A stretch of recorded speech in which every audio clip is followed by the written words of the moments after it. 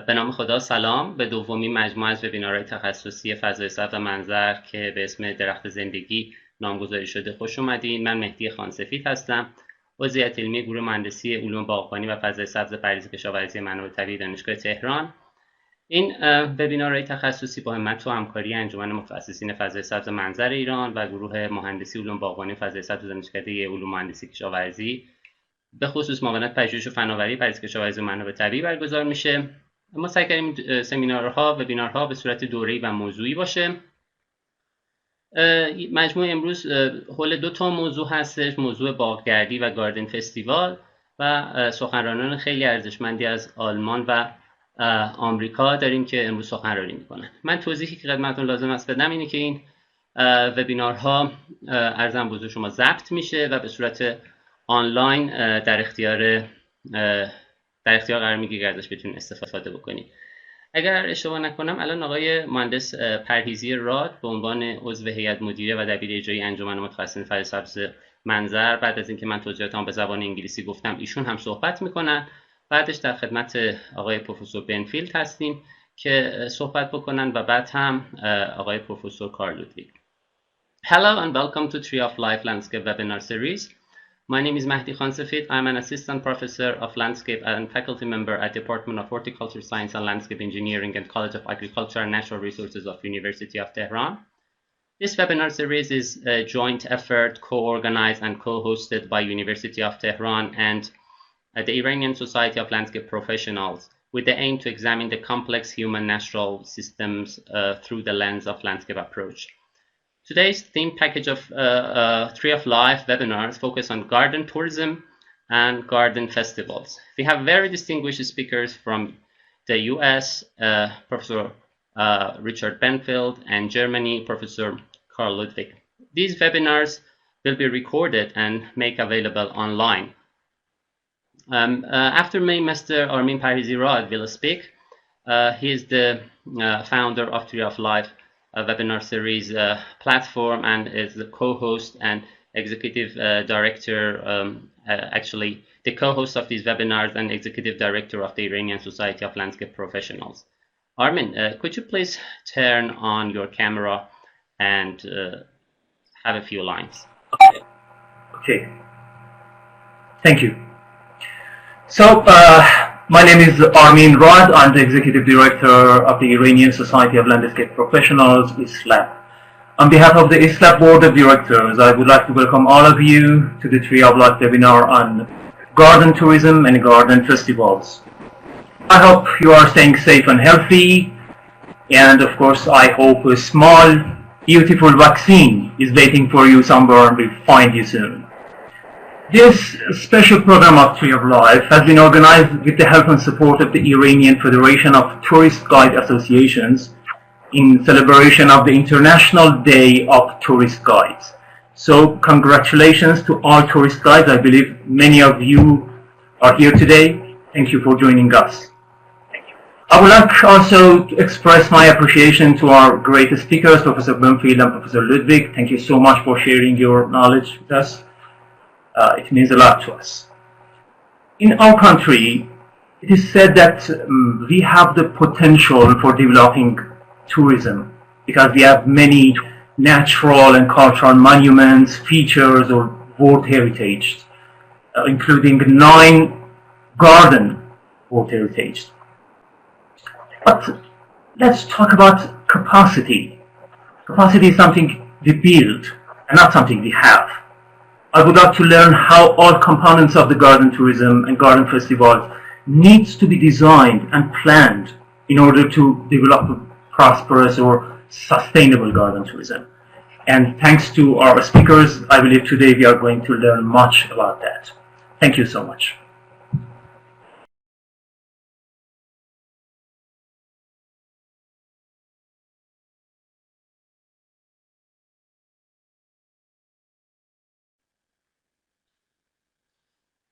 I'm going to talk a little bit in Farsi and then I'm going to have the English translation afterwards. سخنران اول امروز ما آقای پروفسور ریچارد بنفیلد هستند. پروفسور ریچارد بنفیلد استاد دانشگاه ایالتی کنتیکات هستند و سال 1998 در حوزه جغرافیای انسانی، گردشگری، مدیریت پارک‌های ملی، گاردن توریسم، به تدریس، پژوهش و مدیریت اجرایی مشغول بودند. در المپیک زمستانی 2010 هم در بخشی به عنوان مدیر اجرایی و بازاریابی حضور داشتند. پروفسور بنفیلد 2 کتاب در زمینه باغگردی منتشر کردند. کتاب اخیرشون تحت عنوان مسیرهای نو در گاردن توریسم نام داره که در سال 2021 چاپ شده. در واقع پروفسور بنفیلد یکی از معتبرترین و محبوبترین سخنرانان در حوزه گاردن توریسم هستند که تا حالا بیش از 100 کشور دنیا هم سفر کردند. در رویداد امروز پروفسور بنفیلد در مورد تعامل گردشگر، منظر و سایت تاریخی در دوران پسا کرونا صحبت میکنن. من بعد از معرفی ایشون به زبان انگلیسی ازشون خواهش میکنم سخنرانی خودشون رو ارائه بدن. Our first speaker is Professor Benfield. Dr. Richard W. Benfield is professor and former chair of the Department of Geology at Central Connecticut State University in New Britain, Connecticut, where he taught courses in human geography and history and management of national parks and plants and courses in Department of Tourism track. Prior to coming to Central, he was senior program coordinator in Division of Continuing Education at University of Oklahoma. He was vice president of marketing at Whistler Ski Resort, Canada, home of 2010 Winter Olympics, executive director of Banff Lake Louise Chamber of Commerce, and a tourism marketing executive with the government of Alberta, Canada. His current research interests are in biogeography, particularly on the role of national parks and the use of tourism as a conservation tool. He has also published extensively and spoken widely on biogeography. In total, he has traveled to over 100 countries and seen parks, botanical gardens, and other private reserves. In 2013, his groundbreaking book, Garden Tourism, was published, and subsequently in 2021, he published New Directions in Garden Tourism as a companion to his 2013 book. Today, Professor Benfield will speak about garden tourism for landscapes, historic sites, and visitors, marrying the three for the post-COVID period. Professor Benfield, please. Okay, we're all ready to start, Mahdi? We're ready to go. First of all, good morning, everyone, or in some cases, or I think most cases of you, it's good afternoon. It's 8:30 in the morning here, and it's very cold, so I am really delighted to have a reason to stay inside. Thank you very much. And most important of all, thank you very much for inviting me, particularly the University of Tehran and the Iranian Society of Landscape Professionals. I'm honored, I'm touched, and I'm somewhat excited to give you this presentation today. So my thanks particularly to the organizers Mahdi and Amin for inviting me and setting this up. Secondly, I say very quickly to those of you that are landscape architects or landscape professionals, I am not a landscape professional, so hopefully I won't try and pretend that I am one. But I do have to say to many of you that are the tour guides from Iran and many other places, I was a tour guide myself for many years, probably about 5 years, and so I know where you come from. I know how to do it, I think. And I've done it a number of times, and I'm not too sure I want to redo it, but it's nice to be with some old friends, some old tour guide friends. So welcome indeed to all of you. I'm delighted to have you join me today.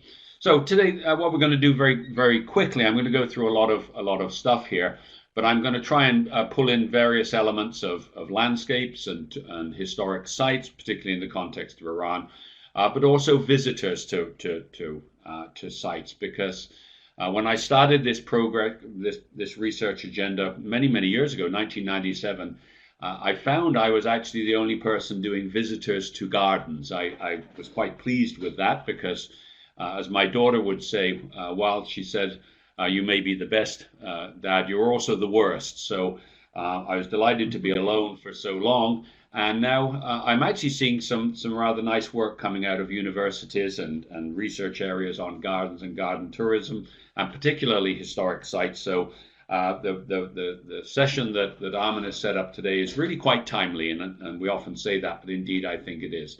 So what I'm going to do today very quickly as we go through is I'm going to look at gardens and how important they are. I want to do a very quick look at COVID as well, because I want you to see where we see ourselves and where much the rest of the world see themselves in COVID. This is not a COVID presentation. We'll look at gardens in general. I'll give you some information about gardens in the United States and the UK, and I hope to add some trends, talk a little bit about Iranian initiatives, Iran particularly, and how we move forward. So you certainly can have this as well. The one thing that really impresses me as a garden professional now for over almost 25 years is just how universal Iranian gardens or the Chabaga is, that the influence of Persian gardens is spread throughout the world. This picture actually comes from a garden in Hamilton, New Zealand, 2 hours south of Auckland, and they've built themselves a Persian garden replica, and it's one of their most popular gardens. So I just think how important Persian gardens or Iranian gardens are to us all, and just very much how there's all sorts of potential in that regard for us to enjoy them. So first of all, the good news for us all today. This is probably the most profound statement I've ever made, and I keep saying it and no one believes it, but let me just tell you that this is an international phenomenon. First of all, gardening is the preeminent form of outdoor activity in North America and England today. The only thing that exceeds gardening is people going for a walk, just walking. And so gardening, and then maybe by default garden tourism, is one of the most important phenomena in tourism today, which leads us to that second bullet, that garden tourism may be the most popular tourism activity in the world today, or over 1 billion people going to gardens in any one year. That includes a COVID year, and that far outstrips any other activity. Indeed, if you look at the evidence of with 1 billion people, that's a seventh of the world's population are going to gardens. And so there's some really remarkable importance that we can attach to gardens. In North America here, it's the #1 outdoor activity. It has the highest revenue of any tourism activity in the United States. On average, people are spending about $500 per year on gardening. And we always think in tourism terms of Disneyland and Disney World, or Orlando or Las Vegas. More tourists visit gardens in the United States. About 120 million visitors visit gardens, which is almost 3 times the number that go to Disneyland and Disney World combined, or double the number that go to Las Vegas. Gardens often post over 1 million people going into the garden. Beijing, for example, has 3 million. Australia has 5 million. And one garden in the United States, with an event that they ran, which Karl will talk to you a little bit about later on, not this event, but the importance of events. In 1 year, they went from 750,000 to 1.4 million people. They almost doubled their number of people with an event. So gardening, the first thing I leave with you is gardens are very important. Then if we focus or zero to Iran, I put up here some of the most historic. I'm probably wrong. They may be the most historic. Certainly some of the oldest in the world. Certainly importance for plants and plant conservation. They have a very strong link to natural areas, and I'm particularly thinking here of national parks and the importance of national parks with gardens, and we'll get a little bit into this. Persian gardens or Iranian gardens are some of the most important in the world for replication elsewhere. They have the elements of beauty and attraction and compelling horticulture that lends themselves to replication. In our part of the world, and I'm sure in some parts of Iran, they're some of the most important for things like bird life. And if you ever want to attract bird watchers, then gardens are the place to do it with. And certainly they are some of the most important to the nation's tourism product. There's a really nice article out there as how important gardens are to the Iranian national economy.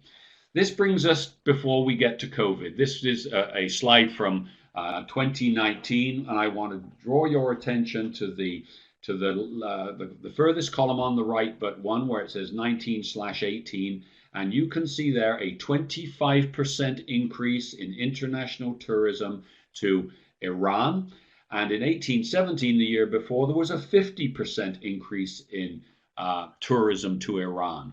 And so it's very heartening for me that with something close to 10 million visitors to Iran in 2019, then Iran certainly has the elements that are there for increased international visitation. This is really a heartening statistic, and the Iranian tourism authorities and what they're doing should be proud. That brings us up to the end of that year, and then when we left just pre-COVID, you can see the Middle East recorded the highest growth in arrivals. I put that in there because the World Tourism Organization used the Middle East, yet they put Iran in Asia and the Pacific. But it gives you some idea, because many parts of the world would see Iran as part of the Middle East, that just how important this region is, and it was one of the fastest growing up to 2019. That leaves us to what, March 15th, with this influx of this disease, COVID. This chart that you see here, this graphic you see, actually comes from Temple University in Philadelphia. They're charting COVID across the world during the period of the pandemic, and they do not cover Iran. So my apologies or their apologies to Iran. The nearest I can find, of course, geographically and religiously, is Azerbaijan. You can see that they've covered Azerbaijan. And what this tells you is that on February the 1st, before the bottom left graph, before the COVID outbreak, that was where all of the indices would rank Azerbaijan. So they were at roughly 100%, and it drops, as you can see there, very quickly to less than 20, and is now stabilized at around 25% of where they were pre-COVID. They actually used 4 different indexes: an aviation index, amount of air flights, and so you can see they're down to 8 compared with 100 what they were in January the 1st. They have hotels, they have pandemics, they have interest and mobility. But it gives you an idea where this region stands with COVID. This is a second Temple University COVID index of 26.56. So you can see there that they did pretty much the same performance as Azerbaijan, but you can see that over the period of time, that middle graph there, starting to recover up to about 60% of where they were. So there is an element of recovery in the world as we go through. This is the most heartening slide that I show around the world.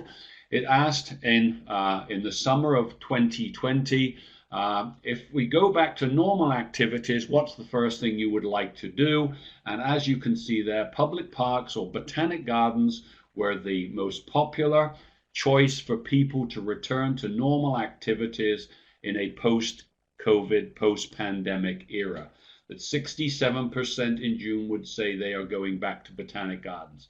I can even, as I say, that was June of last year. I can even update that to you currently, because today most botanic gardens in North America and some in United Kingdom are open, and they are posting significant numbers. They are in many ways back to where they were before pre-COVID, because the botanic garden or a visit to a garden is considered safe, it's considered viable, and the elements that people want to see are there. As you can see at the bottom, people are not going to movies, they're not going to concerts, but garden visitation is projected to be the first thing that people will do after they go out.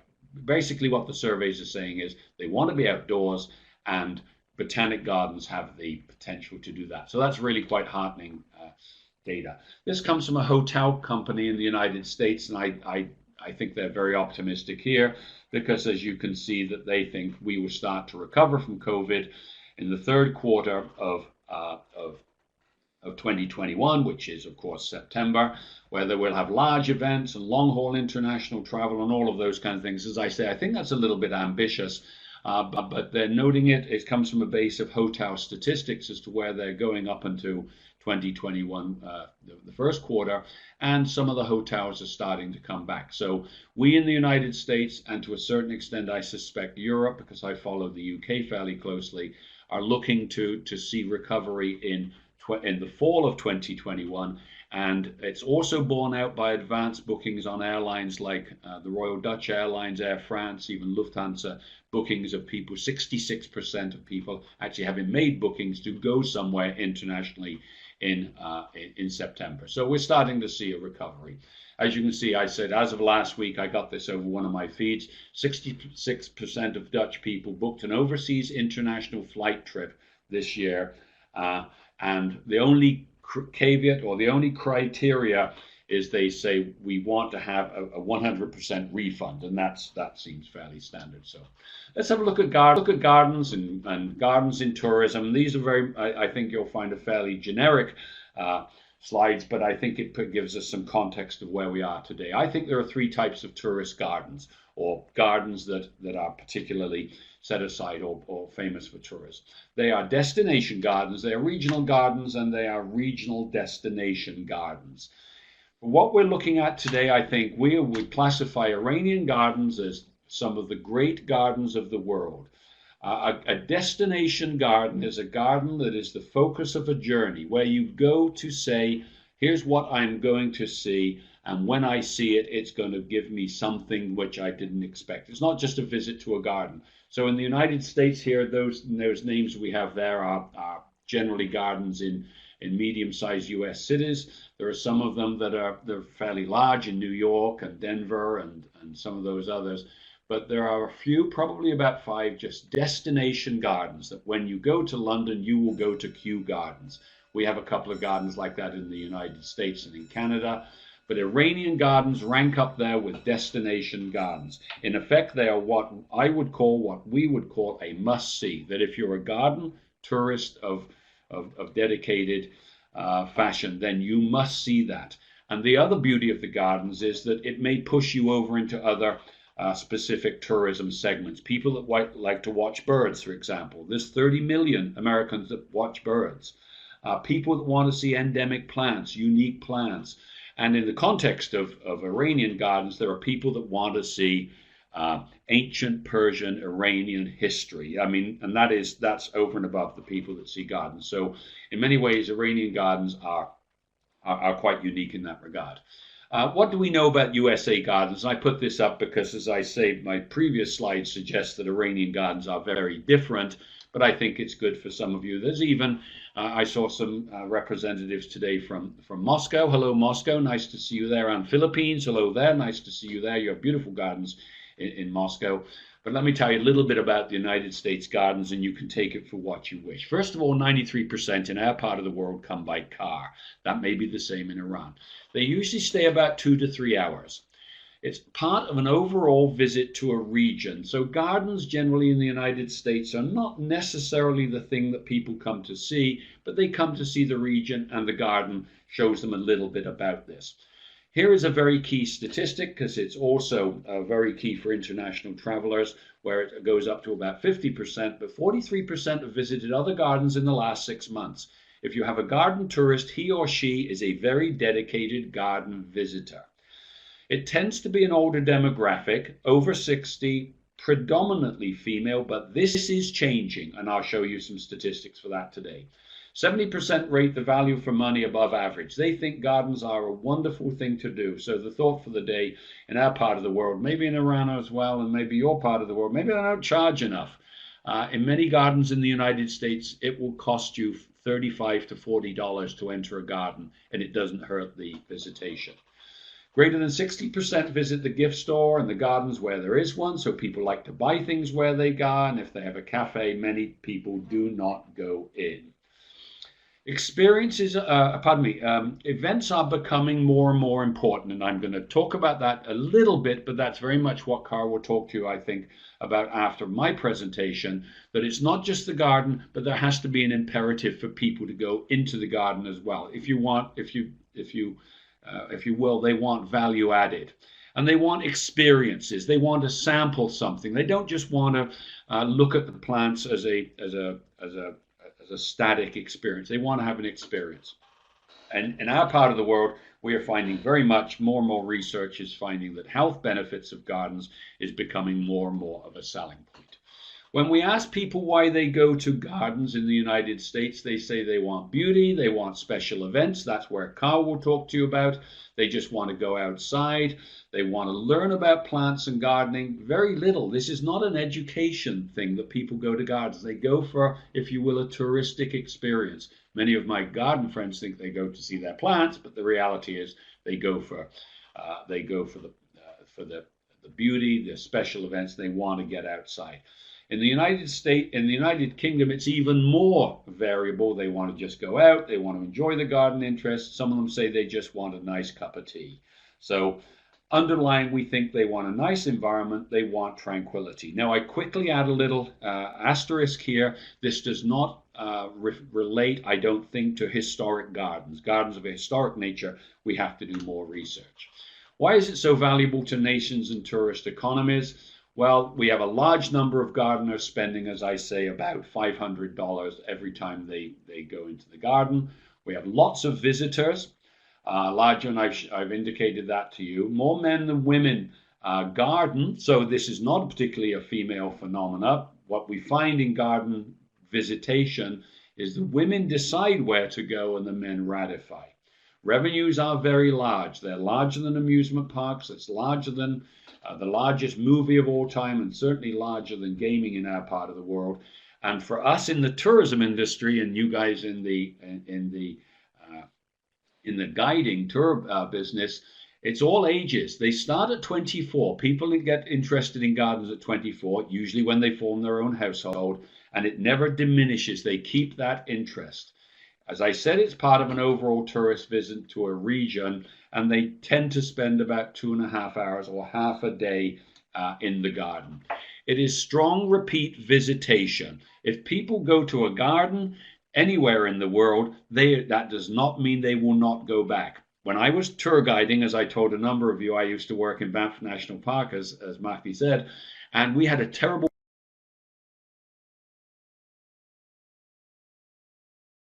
problem getting people coming back. Once they'd seen the national parks, they didn't want to come back. There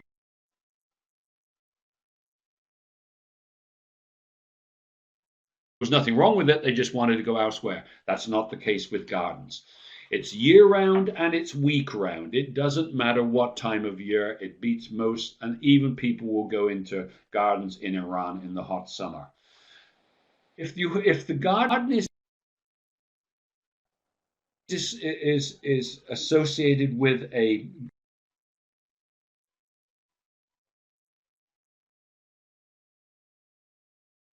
historic house, and I'll show you one in a minute on my slides, people tend to go to the garden. Not very many people go to the house. And so the garden tends to be the draw in a historic site, and that may well be the case here in Iran. Now, this is the most important slide I will show you all day. It really governs everything that you should do. So this is the key. I'm sorry the resolution is not good, but it is really important because it shows you this. Generally in the Western world, and I speak here of United States, Europe, possibly Australia, and many other places I suspect, this is the sequence of decisions.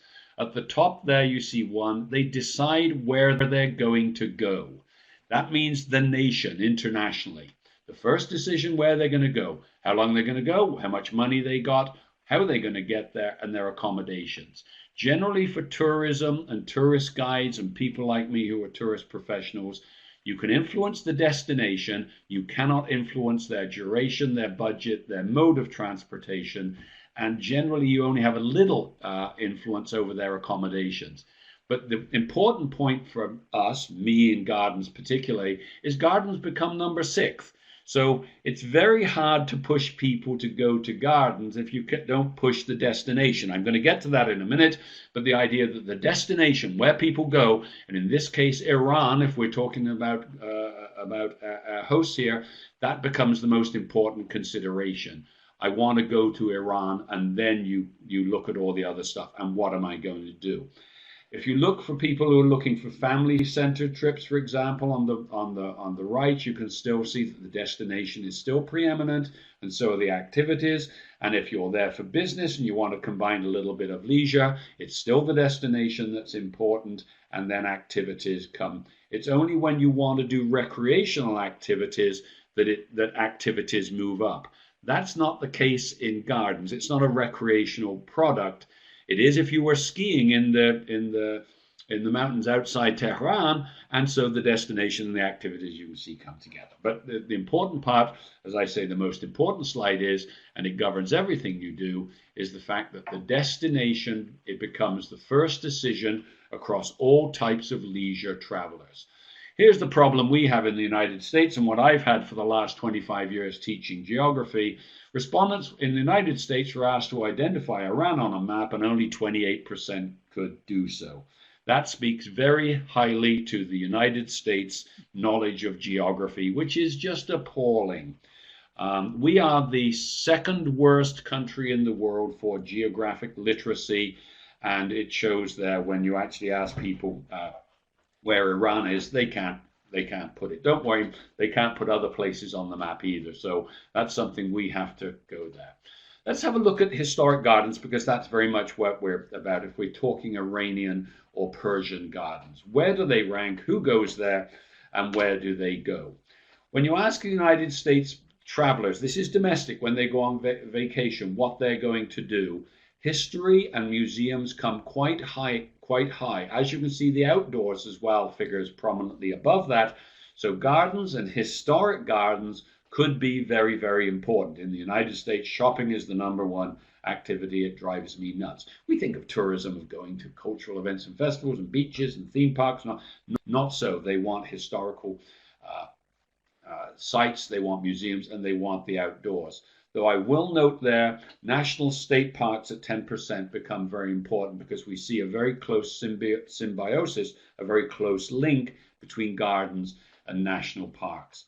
This comes from the United Kingdom, from Great Britain. I think it's instructive about international tourists in general. They get about 6 million international tourists a year. In a survey that they ran in 2011, they asked these visitors to the UK what they wanted to do. And the demand or desire to go to a garden by overseas visitors is #3 in population. 31% of all visitors to the United Kingdom want to see a garden. The desire to see a garden, that 31%, is only exceeded by museums, art galleries, and even historic sites.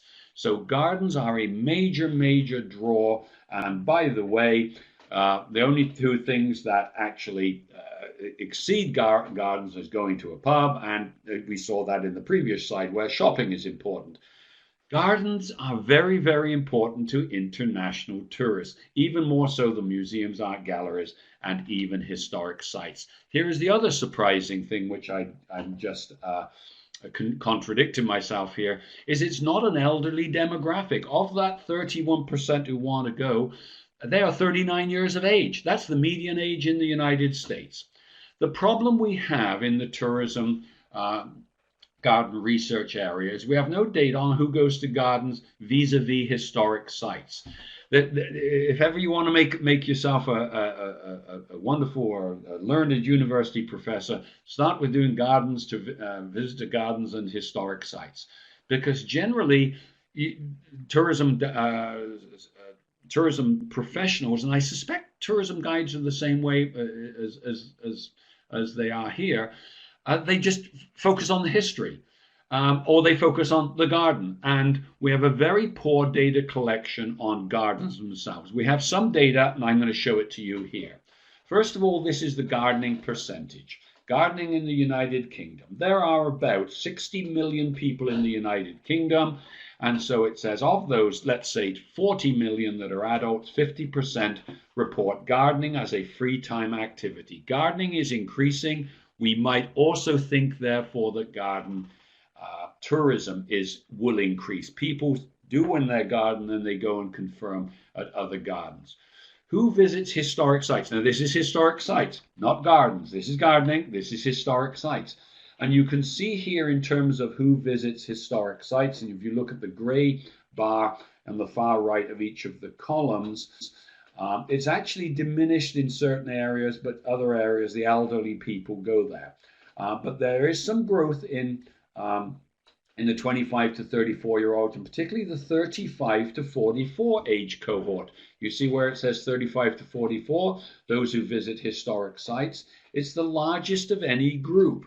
So if you marry the historic sites with the gardens, as you can in Iran, you can appeal to a relatively young cohort as well as that elderly 65 to 74 age groups. So people who visit historic sites are not the elderly, they're not particularly the young, but they are, I think, the demographic that we want.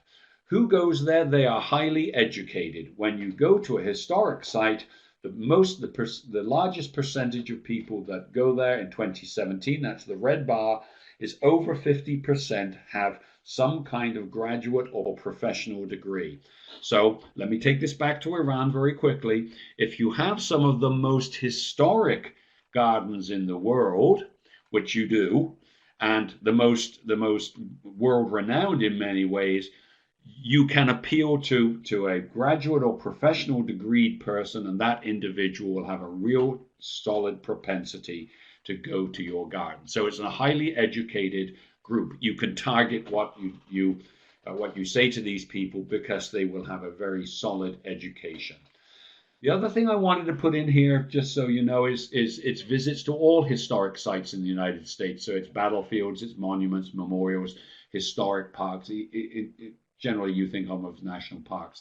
And as you can see, our visitation to those kind of historic sites has been growing very, very much, from 60 million to today about 120 million. So in the space of about 30 years, we have doubled the number of visitors to historic sites. There are 130 million households in the United States. There's 120 million people going to our parks. So we're running about 75% of all of our households will go to a historic site at some point in a year.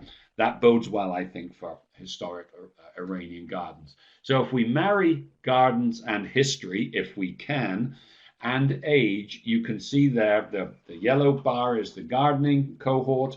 You can see the age there. So the 65-year-old age cohort gardens more than any others, for obvious reasons. But also notice it's very shortly followed by a 45 to 65-year-old age group. They take a lot of days out. Now, most of the days out, the vacations are taken by young people. They like to go away. This is very much days out. This is the UK, by the way. It's not necessarily international travel.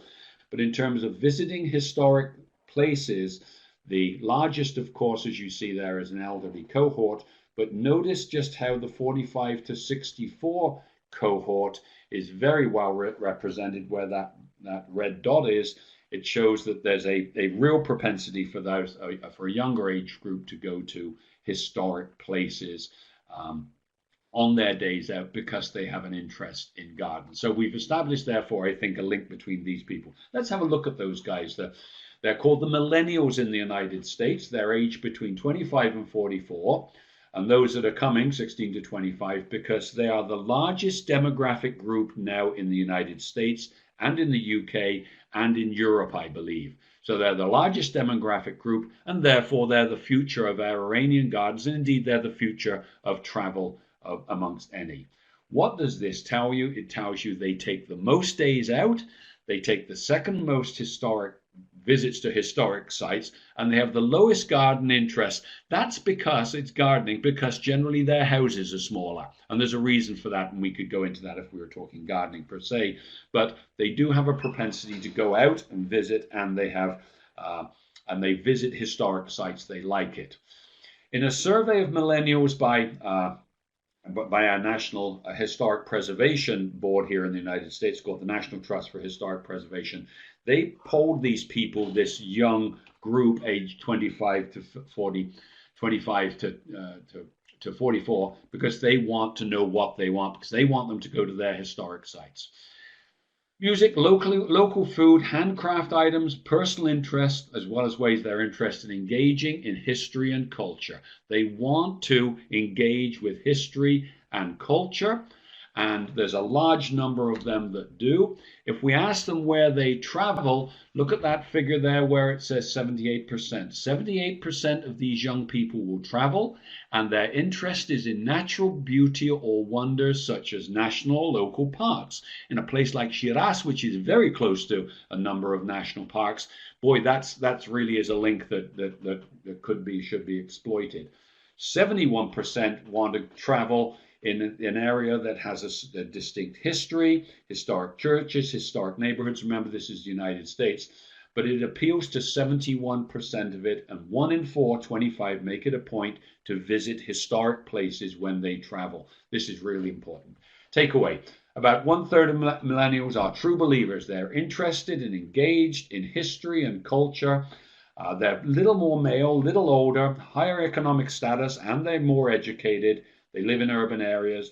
They consider themselves modern, trendy, hip, and urban. They love music and dining at unique local establishments. Boy, what more unique is dining in Iran? This was another survey that was done by an outfit called Mandela Research. They looked at the US population of 240 million. And as you can see there, of everyone that goes on a leisure vacation, that's the left-hand side, 71% of Americans travel every year.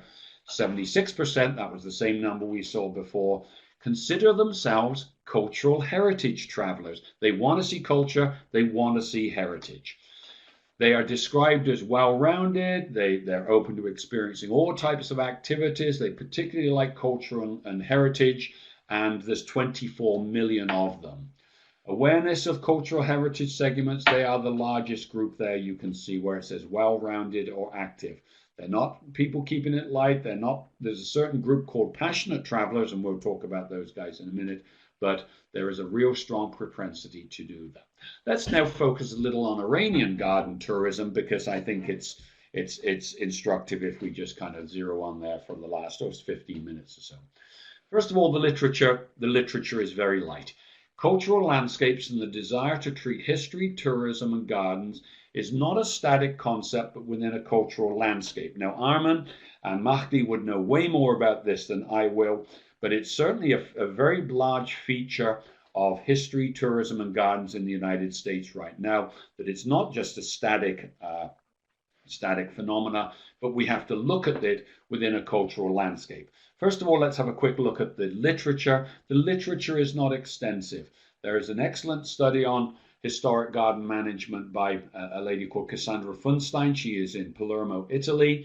And there is some literature out there on ancient gardens of Persia, their concept, their history, and the history of other gardens, but it tends to be fairly limited.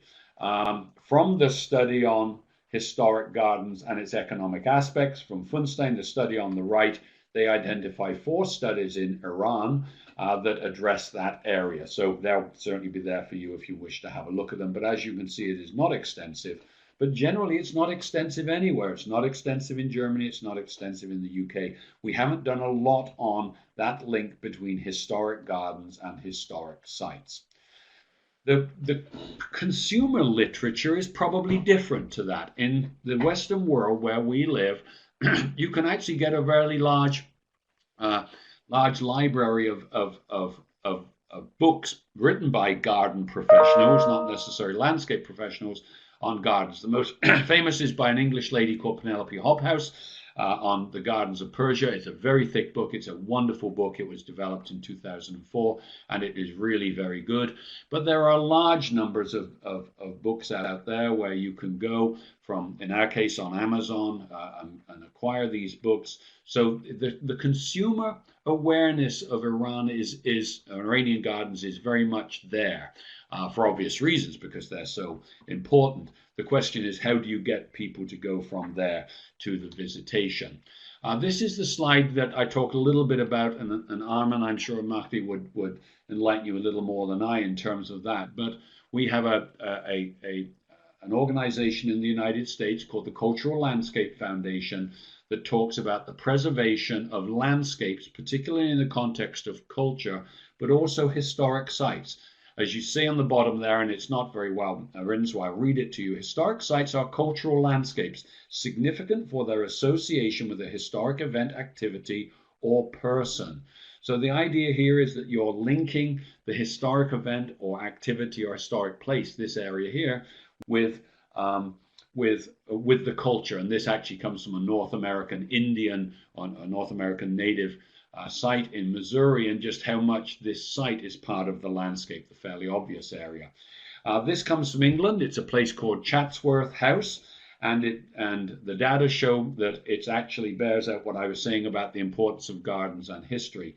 Chatsworth House is one of the great English country homes, the home of the Duke of Devonshire, the 11th Duke of Devonshire, and he lives there. The house is open to visitors to see the historic site, but only 10% of the 850,000 people that go there every year, only 10% go in the house. The rest come to see this garden, or they come to see the landscape, how the landscape is developed, because it was developed by a very famous English landscape architect. Armin will talk, I'm sure, about whenever he speaks about Lancelot Capability Brown. But the idea that landscape is an integral part of the cultural tourist garden experience. The National Park system, the National Trust system in the United Kingdom has proven the importance of gardens to historic sites. On the top, on that chart on the right, you can see there the National Trust visitors, and of those houses, of which Stourhead is the most important with about 400,000 visitors, it's the gardens that drive them. As you can see, there are 6 of the top 10 houses are gardens, and it's the gardens that are doing the attraction, and it's the landscape within which they're set that is now being part of the National Trust interpretive. This is National Trust. It doesn't take into private houses. So there's as you see, this Chatsworth House, a private house, gets 850,000 visitors, almost 1 million visitors a year. The key, therefore, is to manage it on the elements of how you make decisions with plans and vision analysis. And I won't go into that because that's a whole new area. So I said to myself, here we go. So I would love to go to Iran. I'd love to see these iconic gardens. I've actually read Penelope Hobhouse's book. I've read Mohammed Garipur's book, and I'm really excited to go. How would I go? So I'd wish to visit these iconic gardens. So I go to the website. I go to a website. What do I see? This is Google. This is what Google punches in for you. Look at, you see Cultural Heritage, Handicrafts and Tourism Organization. This is what I would be faced with. Areas considered for expansion are, this is the second paragraph, ecotourism, coastlines, restoration of historic relics, handicraft and health tourism.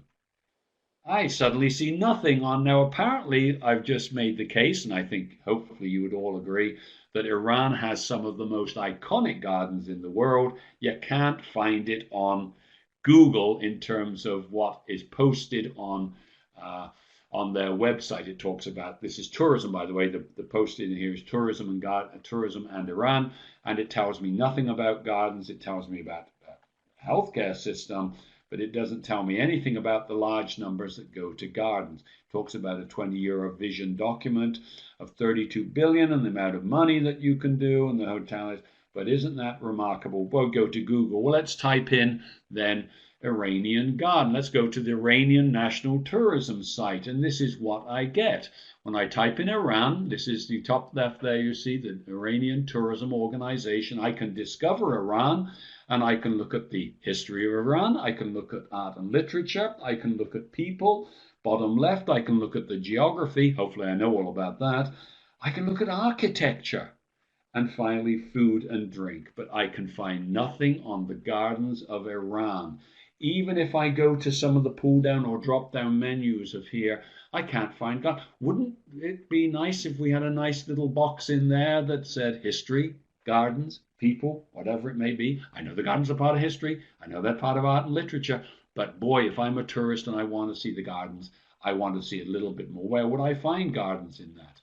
So then I go to tour packages because I wanted to see my friends from the Iran Tour Guiding Association. So you know what this is one of these I would like to do. Iran at a glance, best of Iran in depth, 14 days, I'm going to the Central Plateau. I can go north to south, and I still can't see anything about gardens. My understanding is there's a rather remarkable garden in Kashan, is there not, my Iranian friends? It tells me it's one of the most important tourist destinations in Iran. I can explore traditional houses, ancient sites, historic villages, camel riding, and safari. I cannot see the garden in Kashan, apparently. If I go to Iran in depth, I can't see gardens. My point to you guys, not to berate this, is if I am a garden tourist, and I suggest there's a whole bunch of them, a tour package that would have Iran at a glance, the best of Iran gardens or the best of Iran historic sites and gardens, this would be really, really nice, and I think it would drive you some business, but who am I to say? And here's the thing that really amazes me. Of course, this comes from courtesy of Armin. Thank you very much, Armin. When I look there and I see that, for example, the Finn Garden, the Baghdad Finn, is attracting over 1 million visitors a year. The Baghdad Al-Aram is attracting something like 500,000, 600,000 visitors, of which 32,000 or 33,000 are inbound from other areas. The demand is there. The demand is there. The statistics that we have, or that I've been shown, certainly suggest that there's a large number of people.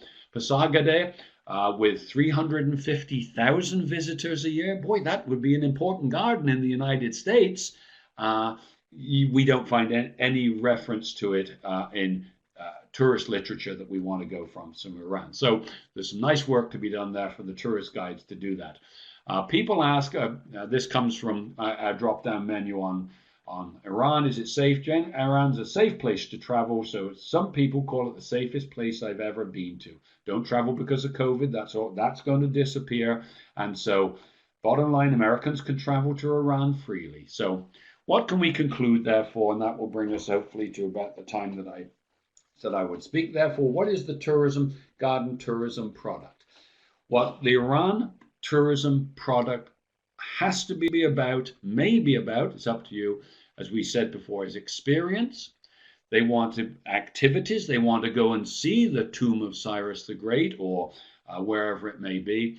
There's a certain element of memories. People want to take this back as a memory, which is very much intangible. And I will also put, the research is showing that the sight, the sound, the touch, the smell of gardens and the country is very much part of a tourist garden experience. And so what we have to do is give to the tourist this purest of all human pleasures. This is the thought I had last night while writing this. How many of the gardens in Iran provide Iranian culture in the form of rose tourism or perfume to smell and to taste? When I think of Iran, this is my personal thing, I think of the Rose Festival and rose water. And I'm thinking, boy, wonder how many gardens I can go into Iran where they'll actually let me sample, smell, or touch roses and the perfume, the rose perfume. So that's something that I found as I saw myself thinking about. This is the idea. If you don't know where you're going, any road will take you there. Or for gardens, if you don't know where your guests are coming from, what you're selling, any old plant, site, program, or plant will do. Let me have a couple of look at some trends that you may want to have a look at over the next, I think, 10 years, because that's what we're talking about. We've also looked at in terms of millennials and how they're starting to visit gardens. So there's a market for you. And gardening participation is increasing. There's much more segmented tourists, but they demand safety, they demand experiences. They want an experience when they go there, and I think Karl will talk to you a little bit about that when he talks about events. Rise and fall of China. I think China is finished now as that. Tourists to the UK, we looked at that in terms of people going to the UK that they want to see gardens. We have changing demographics, social media, and the importance of the web. And that's why I put up there as to what you might find on the web if you go to Iran. Magazines become very important, and the link to other tourist activities and the rise of regional garden tourism networks. Let me just go look at a couple of those.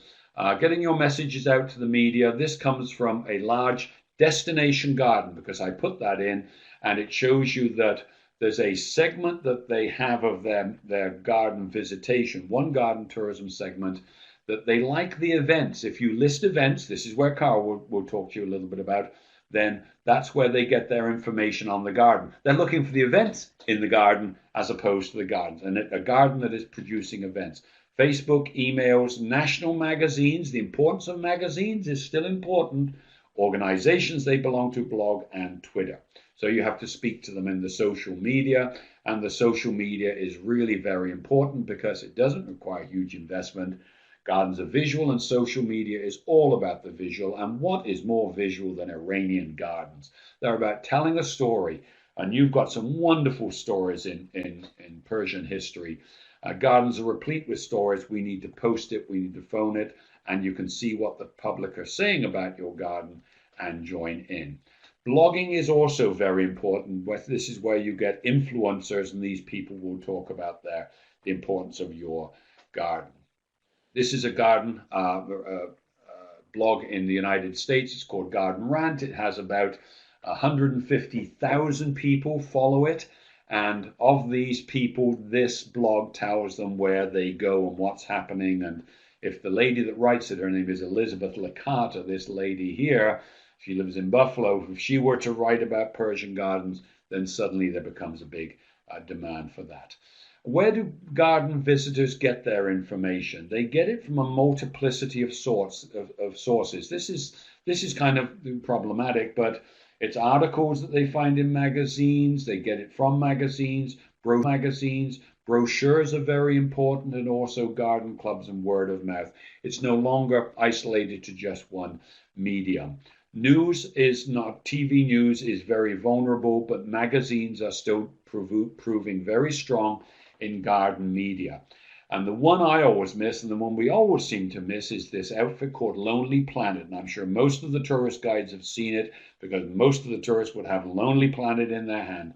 It really is the #1 source for Iranian garden tourism, and they are also open to changes, to addenda. They won't agree with it, don't necessarily agree, but if you say to them, I wrote to them about a garden in Moscow once, and they changed it in the next edition of the book. So it can be changed. And I've spoken to the founder, Mr. Wheeler, and told him gardens are much more important, and I think he agrees, so we do that there. We talk about garden brands, where you brand yourself. When you think of Hawaii, you think of flowers, and certainly England. I'll show you a slide. But what about the gardens of Iran? How are you branding yourself? Is there a sign? Welcome to Shiraz, the garden capital of Iran. Gardens are also part of other tourist activities, as we've said here before, because they don't just come to see one place or facility experience. And if you go to London, you don't just go to see the changing of the guard. You go to see all that London has to offer. So food, wine, art, Persian poetry, these are all other tourism products that have a role to play. Gardens and food and the grapes of Iran, the beautiful grapes of Iran that people would like to sample, pomegranate juice, all of those kind of things. So that's important. Now, the last thing I'm going to leave you with, and that just about consumes my time, is the fact that 43% of all visitors have been to another garden in the previous 6 months.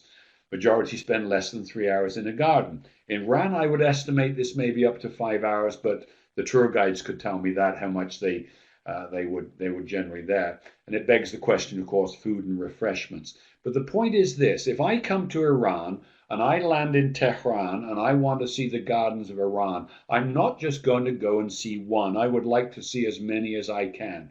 In the rest of the world, many other places, Southern California, Ireland, Canada, South Africa, Scotland, they have all developed what I have called regional garden tourism networks, because they will go for those areas. So for example, this is Canada.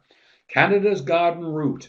Canada, the second largest country in the world, has a garden route.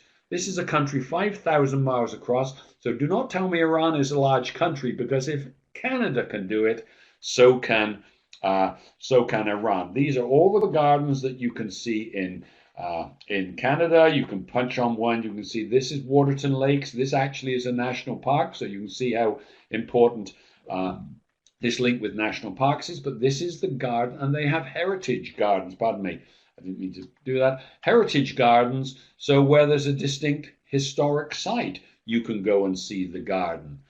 In Philadelphia, if it's not just the whole of the country, but this is just one city, they have a program called 30 in 30, 30 gardens in 30 miles from downtown.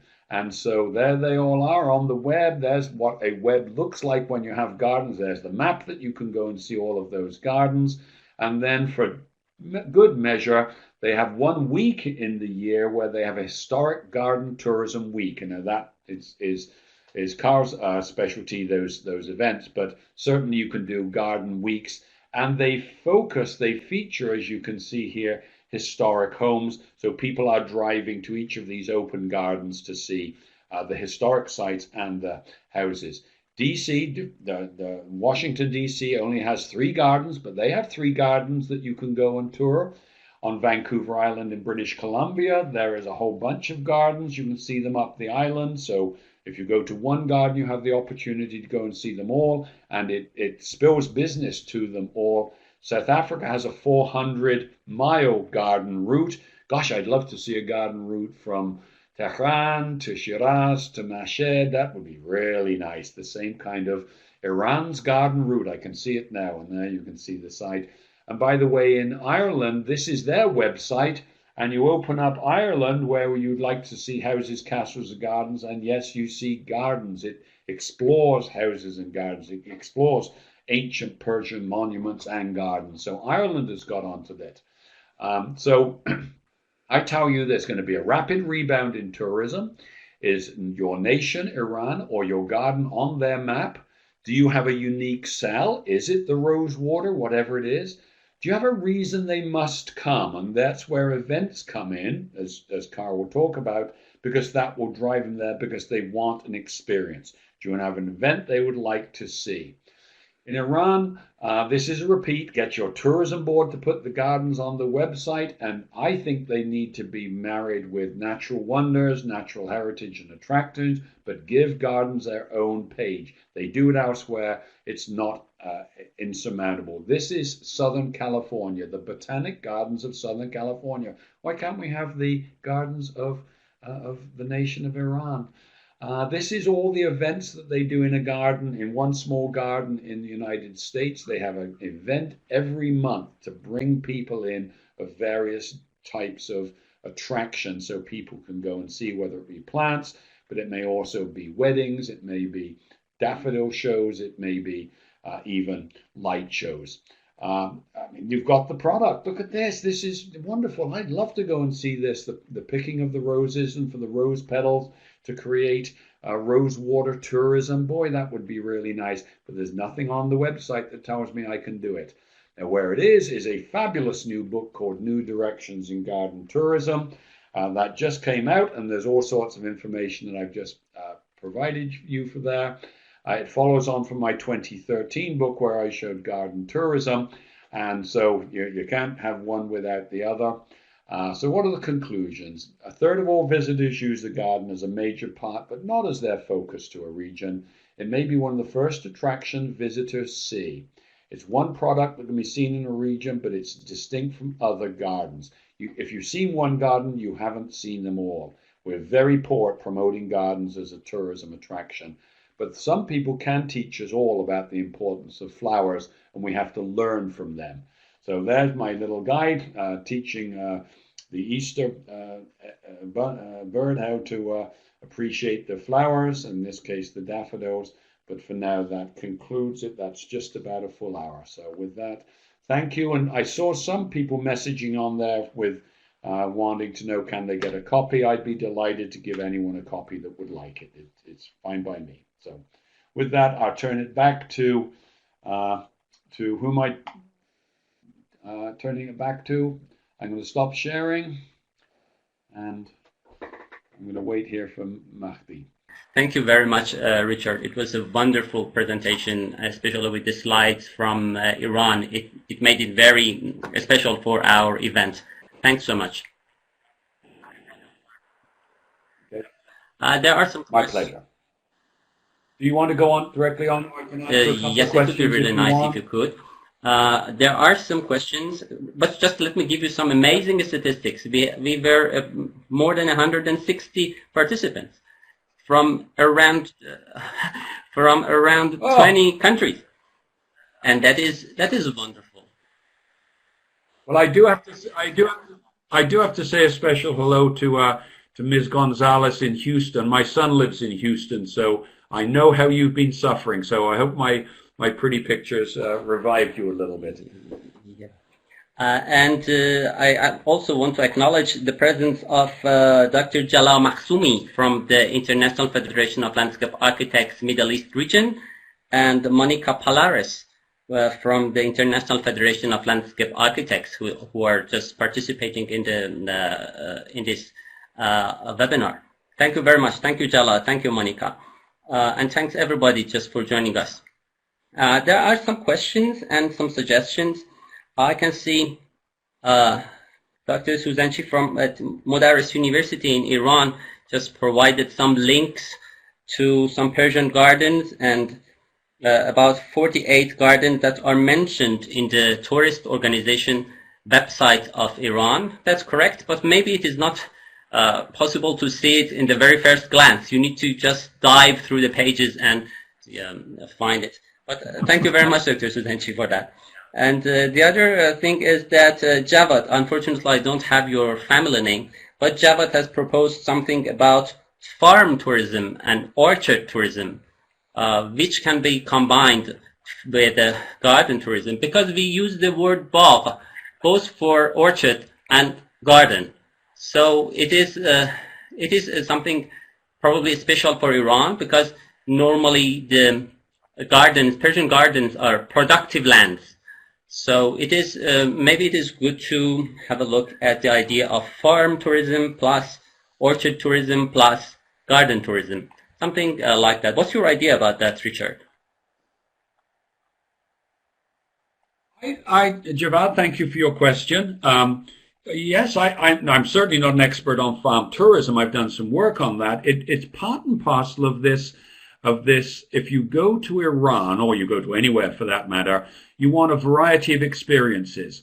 And if you have something like a farm tourism, which really is quite unique, I suspect. I was a farm boy in England many years ago, so I know a little bit about farming. But my suspicion is much of what you grow in Iran, with whether they be tree crops or farming or even roses, it would really be an attraction in and of itself, but it adds part of that whole experience of Iran. There's going to be a whole dedicated bunch of people who just want to see the gardens, the great famous gardens of Iran. And my thanks to the lady madam that sent me the 56 gardens of Iran. I'll certainly follow up on that.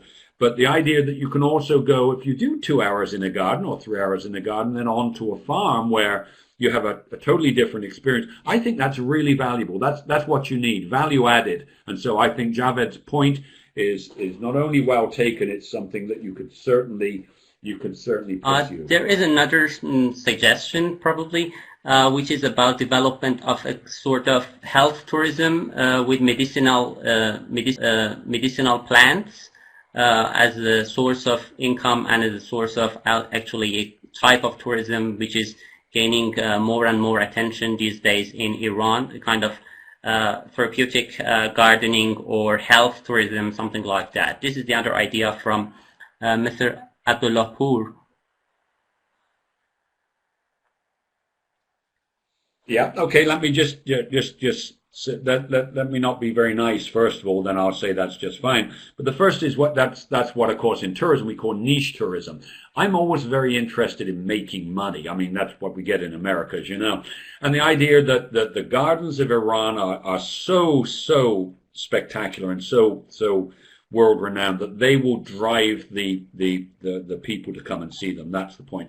Health tourism is generally a niche that is not large numbers of people, and maybe not even cater to large numbers of people. So it may be something that you can do as an individual or a special experience for special types of tourists. But what's going to come to Iran are the the gardens. It's not for the health benefits. They'll get the health benefits, but they not coming to that. Can I just add one other thing, Mahdi? Because I see another question on the thing about do you need a natural garden or do you need a cultivated garden? And my quick answer, this is to Ruth. I don't know where she is. I suspect she's in Kenya. Ruth, you can do both, because garden tourism will take both. There's many examples of gardens that have these perfectly manicured gardens and then 500 acres of wilderness, for want of a better word, where you can see the natural plant life, flora and fauna in the natural. So it's not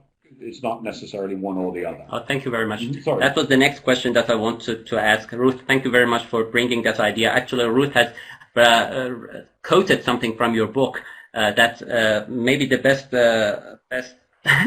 best gardens are those who are perfectly designed for that, and maybe the whole question would be around some type of garden that are not perfectly designed or are not in perfect shape for tourism. Probably that is the idea for a country like Kenya.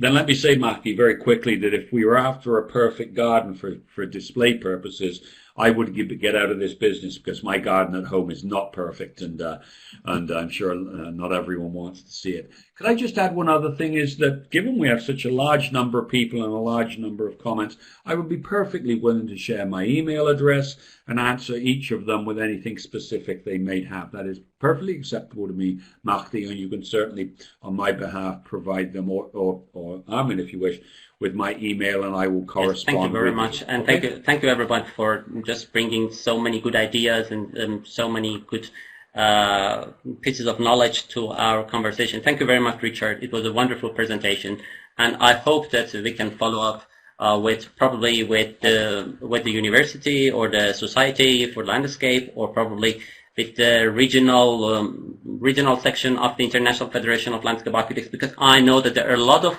possibilities in the Middle East, not only in Iran, in many other countries in the Middle East. We have many possibilities, many opportunities to follow, and I very much suggest to have something like the Cultural Landscape Foundation regionally in Iran and in the Middle East to work on the specific issue of gardens and garden tourism. Thanks so much. My pleasure. Over to Karl. Sure.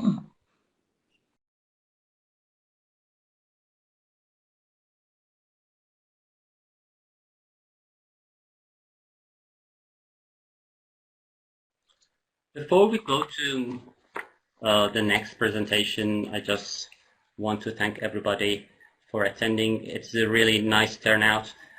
قبل از اینکه بریم سخنرانی بعدی، من خیلی متشکرم. خیلی تعداد نفراتی که حضور داشتن و به صورت فعالانه تو بحث شرکت کردن واقعا خوب بود. من متشکرم از افرادی که حضور دارن. من اگر اجازه بدین یک معرفی از آقای پروفسور لودویگ داشته باشم و بعد در خدمتشون باشیم که در مورد موضوعی که میخوان صحبت بکنن. خب، سخنران دوم امروز ما آقای پروفسور کارل لودویگ هستند. ایشان معمار منظر و استاد تمام دانشگاه نورتینگن آلمان هستند. از تجارب علمی ایشون میتونیم به سردبیری مجله گاردن اند لندشافت، گاردن اند لندسکیپ در واقع آلمان اشاره بکنیم.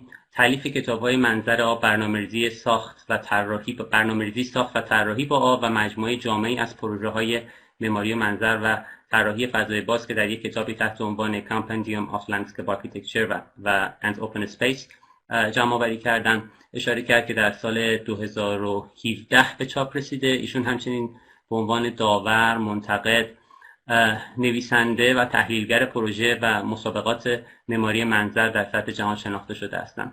در رویداد درخت زندگی امروز پروفسور لودویگ درباره هنر موقت در گاردن فستیوال‌های اروپا صحبت می‌کنند و به عبارت یک گردشی رو در چند فستیوال معروف اروپایی با ایشون خواهیم داشت و در مورد رویکردهای خاص و مباحث برنامه‌ریزی شهری مرتبط با حوزه‌های گاردن فستیوال هم صحبت می‌کنم. بعد از اینکه ایشون رو به زبان انگلیسی هم معرفی کردم، ازشون خواهش می‌کنم که سخنرانی خودشون رو داشته باشن. Our second speaker, Professor Ludwig.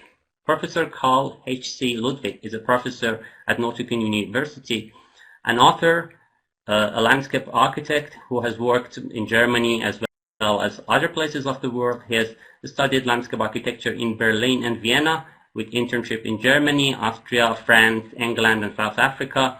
He was also the editor of Garten und Landschaft, the German garden and landscape magazine. Professor Ludwig has many publications and actively participated in numerous landscape architectural projects, juries, competitions, and also has given presentations in a lot of places of the world. His book is titled, two of his books are titled Waterscapes, Planning, Building, and Designing with Water, and Compendium of Landscape Architecture and Open Space Design in 2017, which provides an overview of the whole creative realm of contemporary landscape architecture. Today is going to talk about temporary garden festivals, which have established themselves in many places around the world over past few decades, attracting more and more visitors. In his presentation, Professor Ludwig will provide us with a tour through some selected festivals in Europe, which show different approaches and examples as well as forms of organization. The title of Karl's presentation is Garden Festivals, Temporary Garden Art plus Events, Ephemeral Garden plus Art Installation across Europe. Professor Ludwig, please. Okay, so hello to everyone, and I would like to introduce you to another topic. I'm focusing on a rather new development which takes place in Europe, but beyond Europe as well. But as there's a lot of new developments, I just concentrate about some examples of Europe. I've selected a number of examples, some known and some rather unknown. And this is quite common for you today, and this is my name. And this is the first pick. We are calling of our globe as the blue planet. But the blue planet is mostly comprised of green plants. And the plants is a big hope for people. Green is the color of hope. And the people like to live with plants, and we could not live without plants, without the plant production. And so it's very important to take care of the plants and perhaps to use it in a rather new way. If you look at this, can you see everything? Yes, we can see your slide and the transition. Well, I can't see my pic, but I just see my presentation. Okay, I continue. And there's a lot of things, a lot of events, a lot of elements related to gardens and landscapes. The green color again. And the point is, you don't need too much elements to encourage the plants to grow. Just small items like you see here. And the plants is doing the rest, like you see on this peak. There's the plants, they are growing themselves. You just give them a starting point. And the starting point is must not be very big, could be small, but could be greater and bigger as well, like you see on the next peak. There was the 400 years anniversary of the birth of the city of Madrid. And this is the central plaza in Madrid, the Plaza Mayor. And just for this anniversary, they have installed a new temporary limited element, which was this lawn on this Plaza Mayor. And you see there is attracted a lot of people, and I will come back later to this as well. Well, my topic is the temporary garden arts and events. And what is the most important facts about this? These are very easy and quick to implement elements. Then they use quite often neglected or vacant lots in towns to re-establish a new sensitivity for these areas. They are catalysts perhaps to develop new ideas, definitely. And they allow especially new ideas to be tested, ideas which hasn't been done or realized up till now. And they encourage people as well to act themselves. And they stimulate our imagination. So I will go with you to several places in Europe. You see here, this is the normal map of Europe. And we start in England for some reason. Then we go to France. Then we'll go to Portugal. Afterwards, we'll go to Russia, in St. Petersburg. Then we go to Moscow. Then we go to the Czech Republic. Then we go to Germany even. Then we go to Switzerland. We go again back to France. And then we go in the final station, we go back to Madrid. So The first one is London in England, and London, England has this very specific flower show, which is called the Chelsea Flower Show. The flower shows I'm talking about this today is a limited duration of the flower shows. That you give the feeling if you have missed this flower show, you will go the next time there because you won't miss anymore anything which has been happened there. The Chelsea Flower Show is has been created. Is the most prestigious garden festival in Europe, for my feeling. It has existed every year since 1930, so more than 100 years old. It is embedded in a 4.5 hectare horticultural show in the center of London.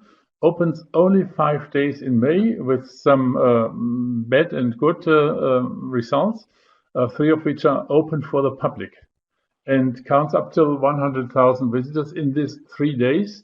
This is a limited amount of tickets which can be bought, and so there's a big rush to go these limited numbers of tickets. Nowadays, like in other garden festivals, there's sometimes only virtual visits possible, and the gardens are just to look at, but not to enter. This is the most important things about these elements in Britain. You see that London is situated along the River Thames. And this just nearby the River Thames, there's the Royal Hospital, like you see on the top of this pic. The Royal Hospital has a small park, and this is the area in this park where the gardens are. I just have to put one of these pointers. Yes. These are the gardens, which you can see here. And this is a park, and this is all these areas are open to the public. You have to pay an entrance fee, and then you will be able to see the new gardens, which occur every year. In England, it's not amazing that most of the gardens are concentrating on the use of plants and the beauty of flowers, like here, but with a more and more contemporary attempt. And like you see here in one of the other gardens, there's about 12 till 20 gardens in different categories each year, even sometimes more gardens. But the gardens are only to be seen.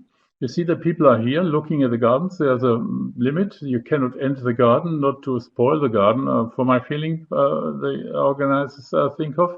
And this is the type of garden you can see there. So up till now, there had been hundreds of gardens realized like this, on a different shape.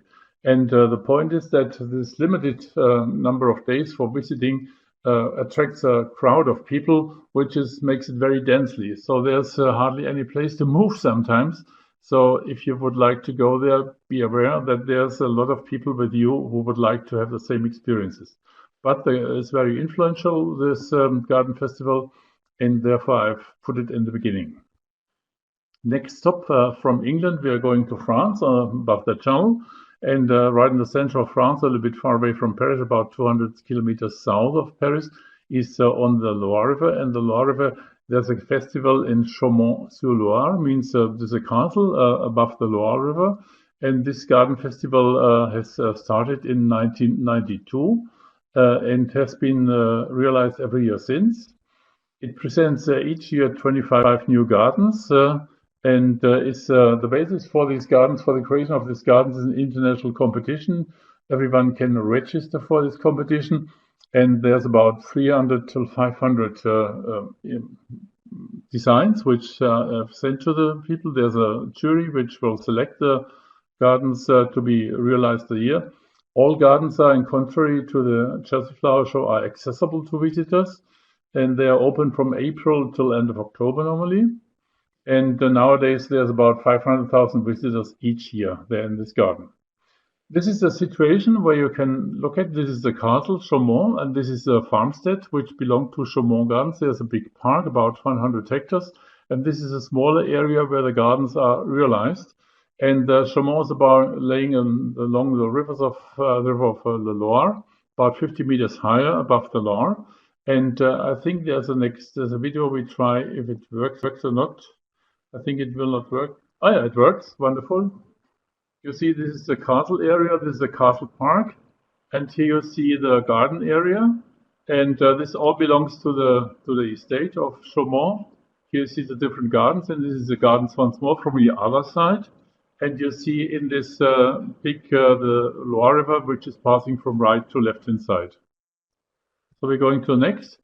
And the idea was, this was a famous Belgian landscape architect who did the basic design. The idea was that this should be a flower. And this is the small flowers of the big flower. And each of these gardens, which is numbered since the beginning of 1992, is numbered from 1 to 24. And each garden is surrounded by a clipped hedge and is each year redone according to the results of this competition. Yeah, every year they have another topic, and you see the topics of the last 10 years. So last year had been Retour à la Terre Mère, means back to the Mother Nature. And in 21 there will be Biomimétisme au Jardin, means biology and techniques in the gardens. This is a small model which shows you how these gardens are organized. This is a form like a tulip flower. And this is about 200 till 220 square meters, surrounded by a clipped hedge. And these gardens stay all the years on the same place, but have a different filling. This is very ironical. Sometimes in the backyard, in the background, you see the castle of Chaumont here with one of these towers. In the foreground, you see the garden dwarfs, which is a little bit ridiculous sometimes with the French flower. So this shows that things are sometimes very ironic and very contemporary. Next one is another garden which had been occurred over the years. If you imagine that this year, there will be the number 30 of these events. There have been up to now 750 gardens. I cannot show you every one, but only some selected ones. So there was a garden by Italian landscape architects. This is a small pond, and there's a small walkway in the pond, and there's some structures which have been wrapped around, and inside these structures have been plants. There's another point. They have sometimes interactive gardens, and the gardens had been in this way.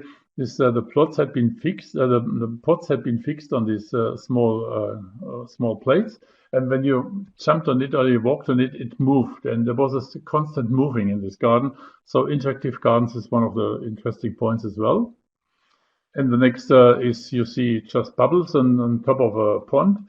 And about 10 years ago, they started to open the festival as well during the evening and the nights to do an illuminated garden. And this is in daylight, and this is during the evening hours. It could be at night as well, then it's more impressive even.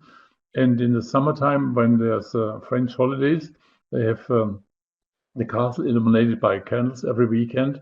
And this gives the effect, gives an idea how this works there. So the people are very much attracted. Not only French people, but there's a lot of people from abroad as well going to there. Despite Chaumont is a little bit out of the center. You have to do some approach work to go there. But nevertheless, they started in the beginning in 1992 with 50,000 visitors. Meanwhile, they have reached 500,000 visitors, but you'll never get the feeling that it's crowded because there's a lot of space there. Next one is in Portugal. This is the garden festival of Ponte de Lima. And this Ponte de Lima festival is a little bit encouraged by the Chaumont festival. There's other places in Europe as well I cannot mention because the time is limited. And Ponte de Lima is a little bit similar to France. They started in 2005, annually since that they have realized gardens. Basically, it's an international competition as well. And they present every year 12 new gardens. In the size of the area, the total area is 2.5 hectares. And the average size of a garden is like in Chaumont, about 200 square meters. And there's tens of thousands of visitors every year. This is Ponte de Lima, situated in the northern part, north of Porto in Portugal. And in the foreground, which you see here, there's the garden festival area. This is the old town center. And this is the River Lima. And you see the plan of the area. We have this, not always in the same shape, but in different shapes, gardens. And they are, according to the results of the competition, they propose to realize the garden A in the number lot A and so on. And then you'll see they have as well an attitude to create more modern, more contemporary design with a simple means and with not too much money, but with effective designs. Like here, It's not very expensive. There are some plants combined with dead materials, but nevertheless it's quite colorful, or which is quite often occurring at this time to have stones and having these artificial elements, creating some artificial kind of flowers. Next thing is we're going to, from Portugal, a big jump. This is about 2,000 kilometers up to northern parts of Russia, to St. Petersburg. And there you have created the Imperial Gardens of Russia in St. Petersburg some years ago. This was the first garden festival in Russia. It was quite successful, established in 2009. And since that time, every year they have presented the gardens. This is a competition as well. It's the basis for the things. Located, this is in Mikhailovsky Park in the city center. I'll show you later a pic. The gardens are selected on the basis of a competition, as mentioned, 10 days during the white nights in June, which is the most attractive period of the year, and tens of thousands of visitors in these days. This is the Mikhailovsky Paris, and this is the Neva River, which is the main river in St. Petersburg. This is the summer garden, and this garden is the Mikhailovsky Garden, where under the shade of the trees they integrate new gardens. This is there's a famous Schuler who has done this type of tools. This is a so-called egg, and this was a proposal in Russian language in this case from a German landscape architect to try to get in this garden, and they were chosen, and so the garden was realized. And this is a realized garden you'll see in small plots, small open spaces in this wooded area, in this wooded park. But there could be another one as well. This was the time of the championship for soccer players, so they did some soccer elements. And this is very prestigious. Meanwhile, in Russia, so the people who have created the gardens, they are very proud of having won the gardens because they are a selected group. There's much more concurrence than really realized gardens. And here you have as well a small film, but the film will be shown later. Here's it. This shows you the gardens, the situation, and how the people are enjoying to see the gardens, unusual gardens, for Russia, very unusual gardens, with a more modern, contemporary attitude. And this is in between gardens and garden installations and open space installations. Some is very traditional, some is not so traditional, and the point is as well always that you try not to spend too much money on the gardens to make it affordable for everyone.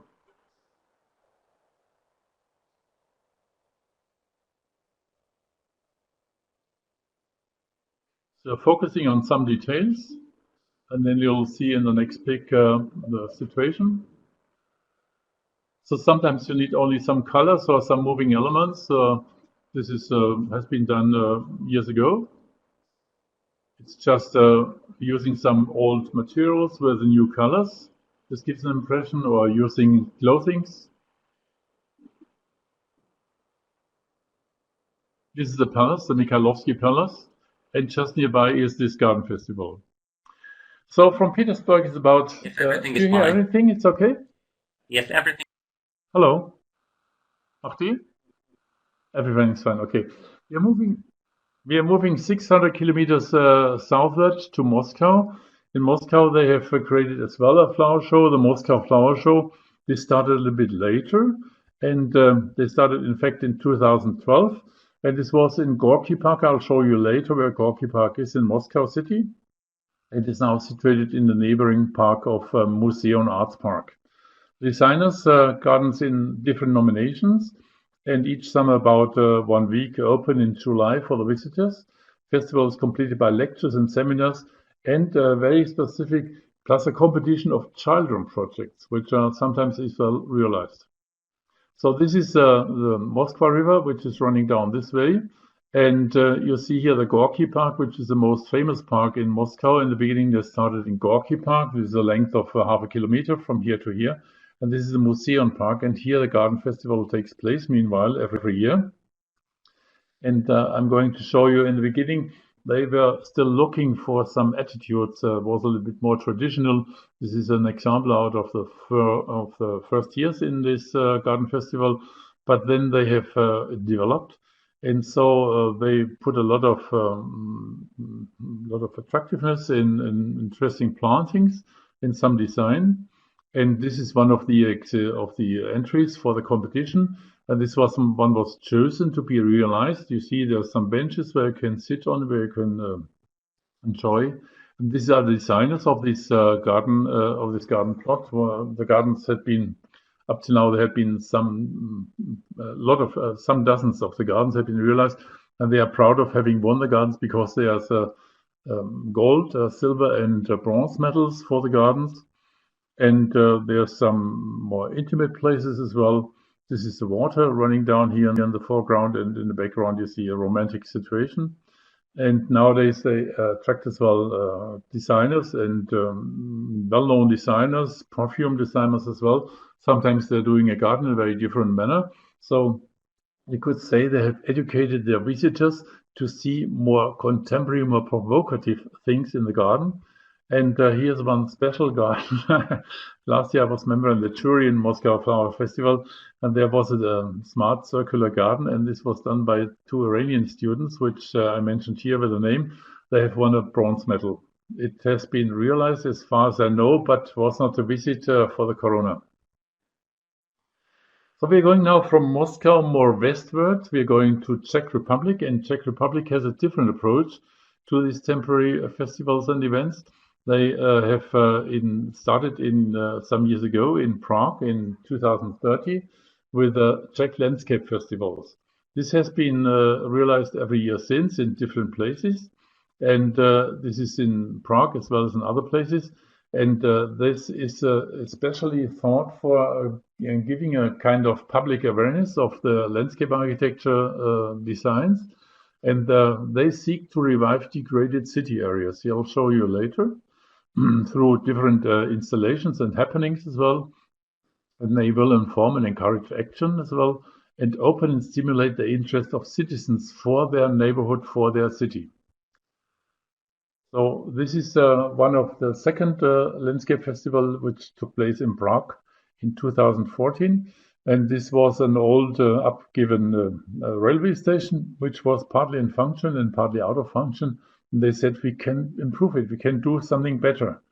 This is the situation, this were the different lines of the places. This is the old station.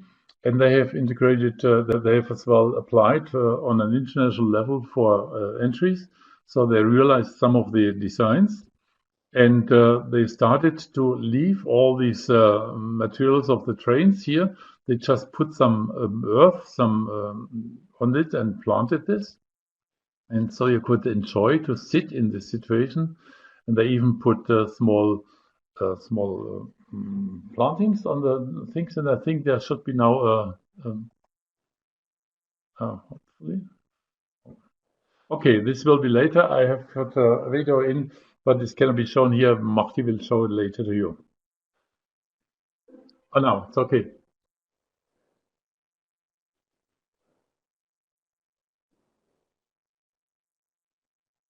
This gives you an impression, this gives you a little bit the feeling that in very unlikely places where this could have happened, you are not linked to parks, you're not linked to gardens. You could do gardens as well in different places.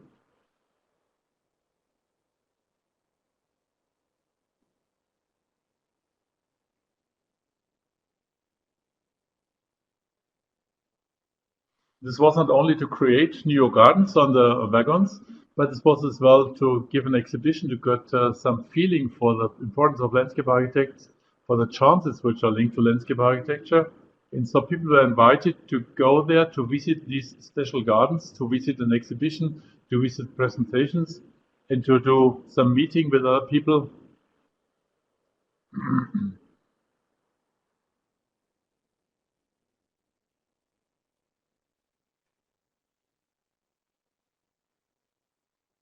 There's an exhibition about other projects in other countries, and other people are invited to come, and they came. There were thousands of visitors to come there. This was for some weeks. Meanwhile, it is for some months normally. And you could enjoy there, to be there, to see the different situation, a different version.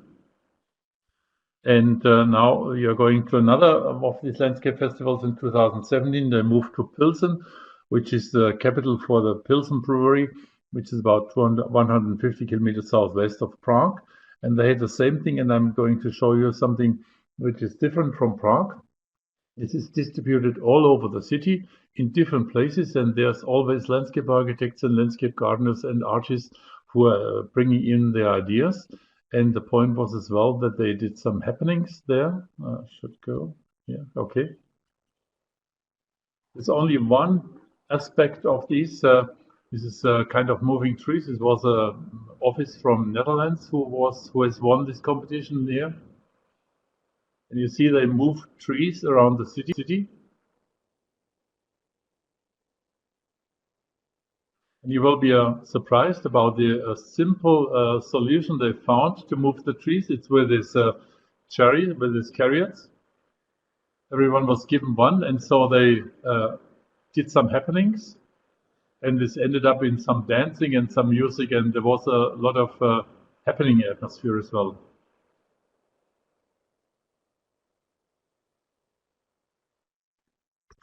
Okay, let's go to another one. We're going back to Germany. I think I'm still in time.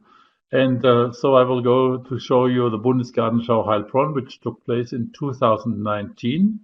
And you should know that in Germany we have installed a system of Bundesgartenschaus starting in 51, which takes place every 2 years in different cities with 100,000 or more than 100,000 visitors.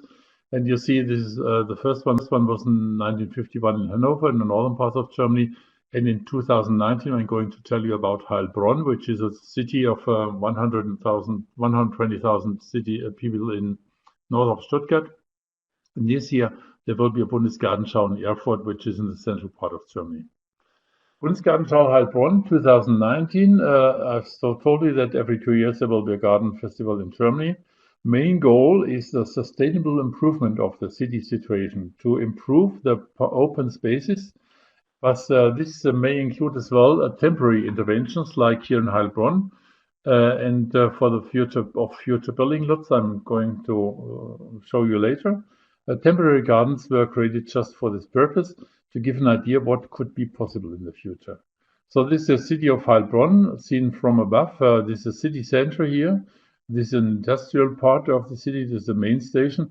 And here there was an industrial harbor, which was not needed anymore. So they had given up it, and they have chosen this area to be a festival garden show. And this is the plan for the festival, for the garden festival, for the Bundesgartenschau, with a lot of points which had been realized. There's always as well a competition, a nationwide competition at least. And this was an office from Berlin who has won this and realized this. And you see here in 2019 that the idea was as well to erect very modern, contemporary, innovative buildings, which had been erected here. And in the long term, in 2030, they will have erected another buildings according to competitions as well. So they needed a place, and the place was for temporary use available. So they said, we will use here this for temporary gardens as well. And the rest is sustainable development. And you'll see it on the next page. Here the houses are still in building process, and they've planted a lot of poplar trees to create garden rooms. And in these garden rooms, they had created gardens, but they had created as well sustainable gardens, like here, this play water ground on the sea. You see this place who will be kept. And there's another point, that this was another place for the future development of building plots. But here they had a lot of earthworks to do. And so they put up a small modeling of things. All these things are wall mounds, which has been raised, and gardens in between. And you see it from the top. This up till 3 meters high. You see the people is a walkway about 4 meters wide, and you could walk in between. It is just a temporary use for the long-term development. Next one, which is, I hope I'm not too quick. I hope you may be able to follow. Next one is in Switzerland at the Lake of Geneva, which is the Lausanne Jardin. Lausanne Jardin means Lausanne Gardens.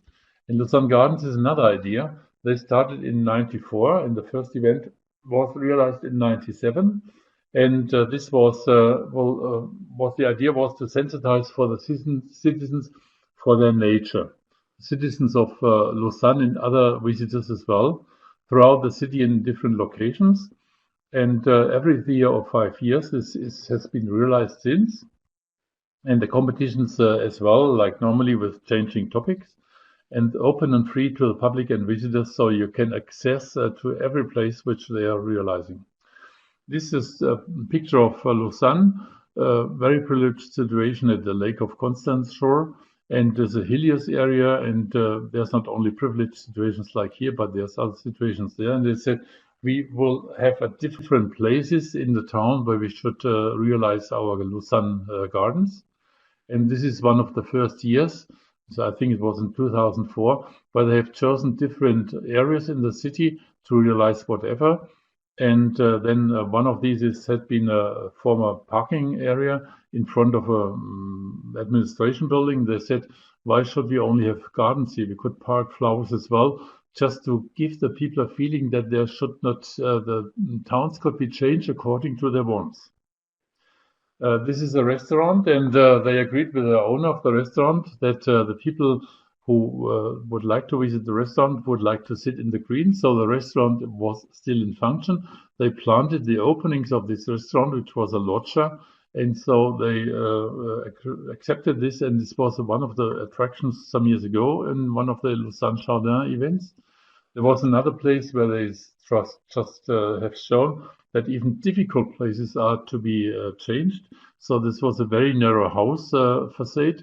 They said we could install a kind of skelter, and then we could plant it, and this was really done and realized. Meanwhile, it has been taken away. It just gives you an idea of what could be done if there's a will. It's not a question of money, it's a question of will. And this was the last event of Lausanne Jardin in 2019, means 2 years ago. You see, it takes some months normally, and in this case, they had a line in the city.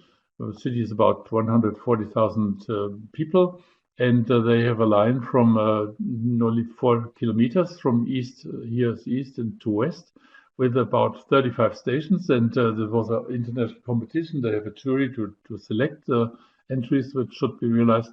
And I'm just not going to show you the 35 installations, but some of them.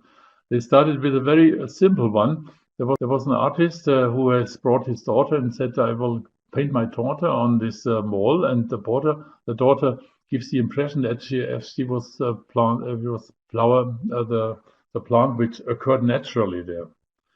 A little more complicated is the next one. This was an old, small city park, which was not really attractive, and so they just put in some piles of wood, and they planted this with climbers. This was one of the very most attractive places in town.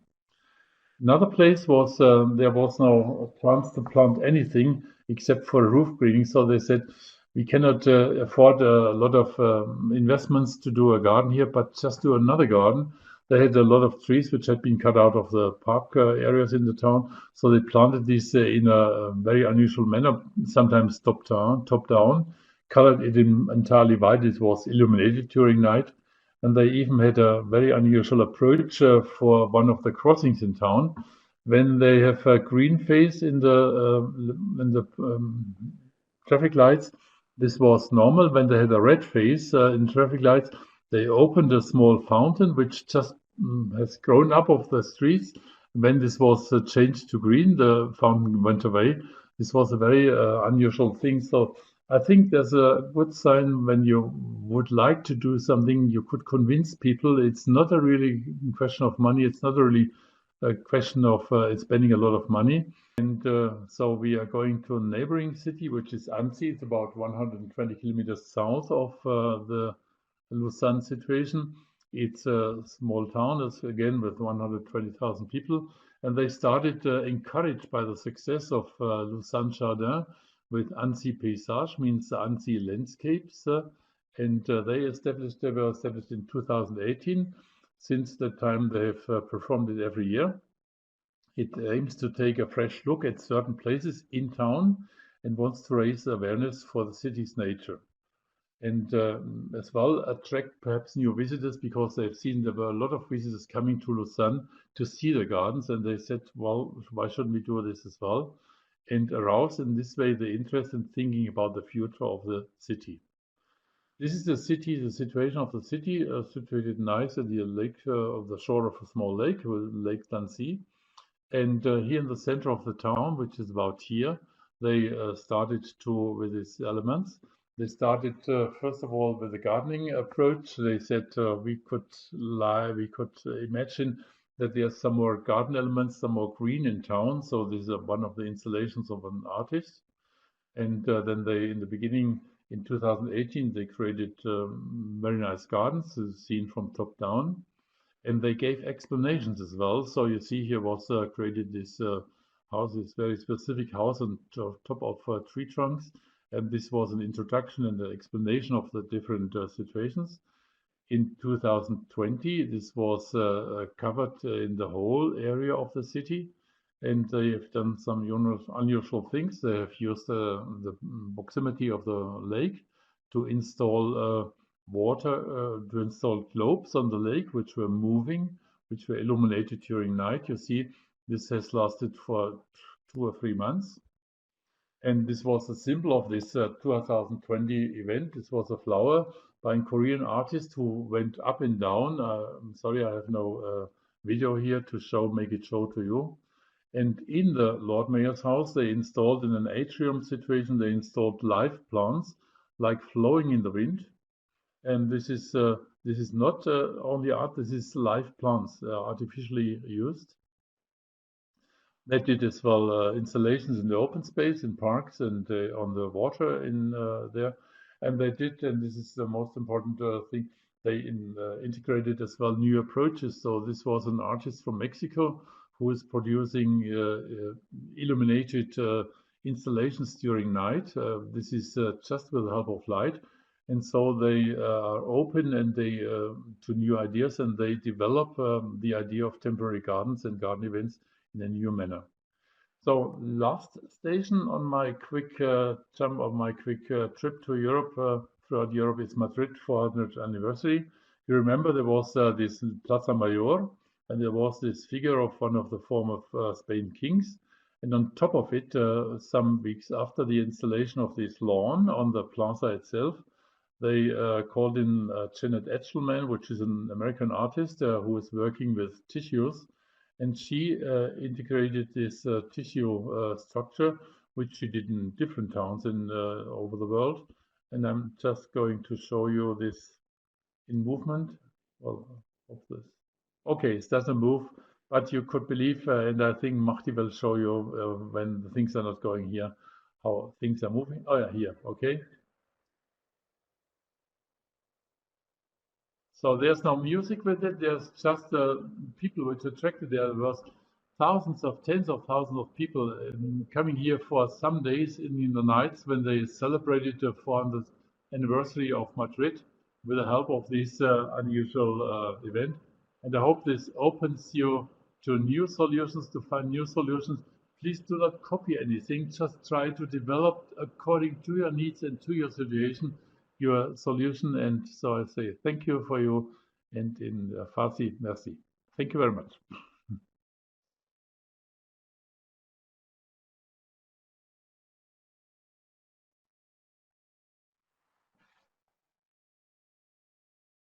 Okay. Hello. Thanks so much, Karl. It was a wonderful presentation. A second very nice presentation, and I really appreciate that. It was another aspect of the gardens and garden tourism and what the garden show and garden design can bring to the city. I know that the German idea of garden festival is a very, very interesting one, and it is really beyond designing small parks and gardens, and it is a way of developing some regions and some cities and urban regions. Probably later we can have another webinar with the whole idea of planning and organizing this kind of festivals. I know that today you mostly focused on temporary structures and artworks, works of art around different cities.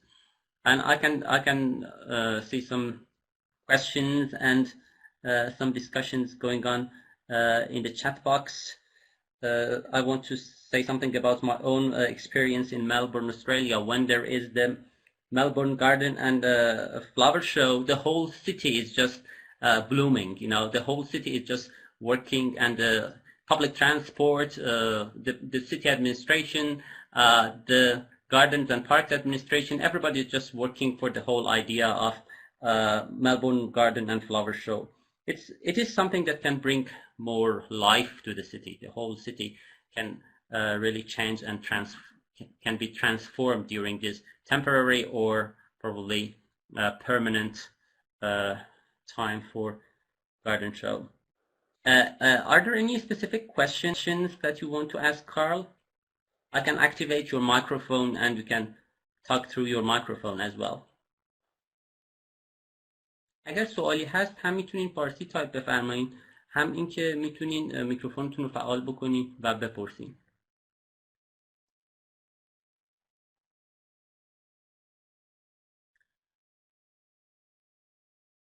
There is something about the indigenous knowledge,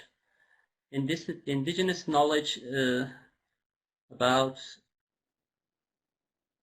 we have underground garden in indigenous knowledge. Have you heard about it, or do you have any idea about it? Yes. Yes. Perhaps I would like to now go a little bit beyond Europe. You know the New York High Line, and there's a new approach to New York High Line. There's an underground High Line, and this is the same thing which can be experienced underground in the tunnels of the New York High Line, which are not used anymore. And this is one of the approaches I really admire, and I will be interested to see how it's going on. I have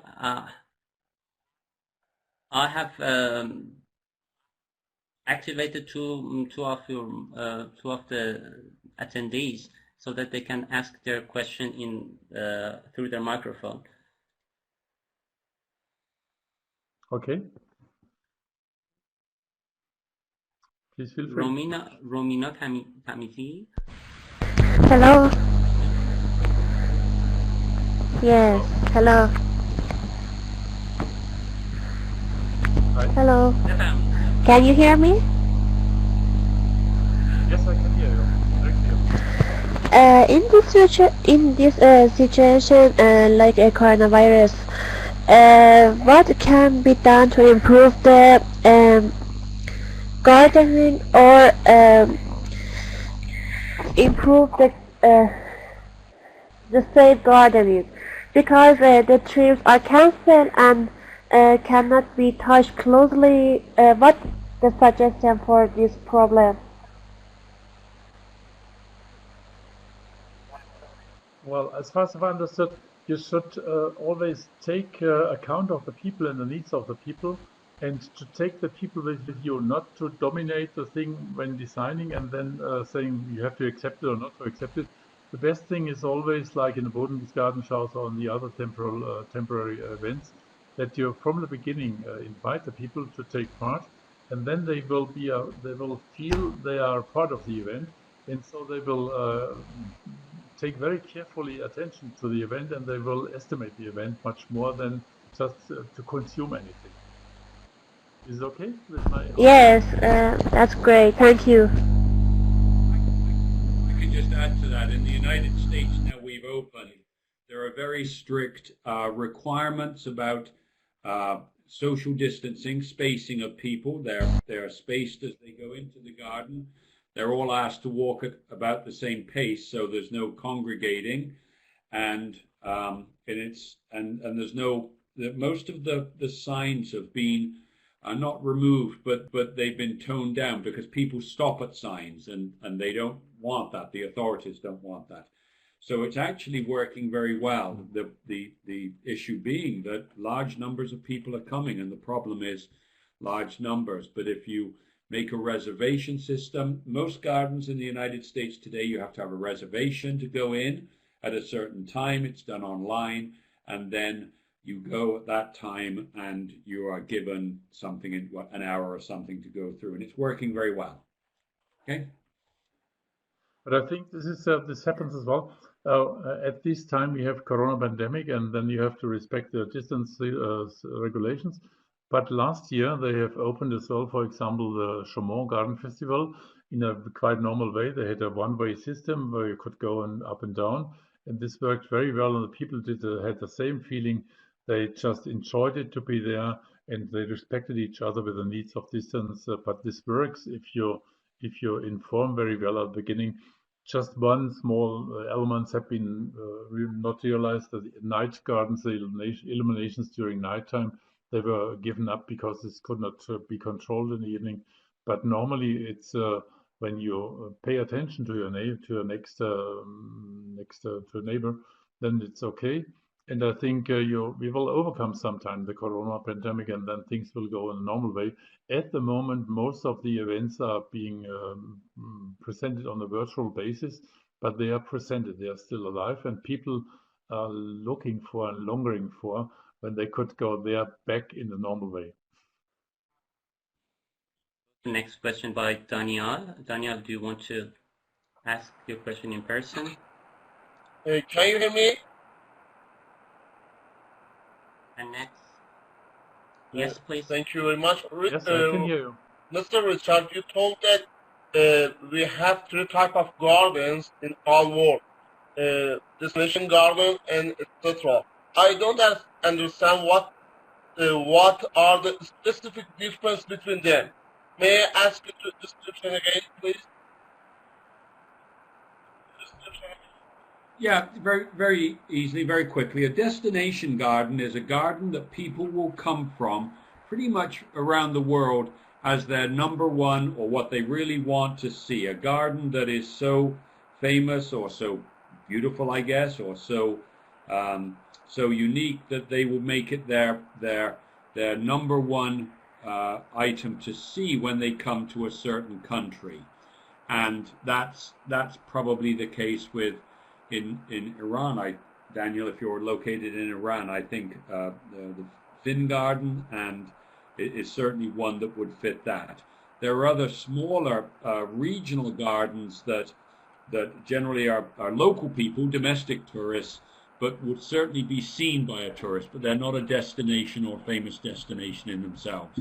As I said in my presentation, I think Iranian gardens, the 9 World Heritage Site gardens are pretty much destination gardens. People would travel around the world just to see them.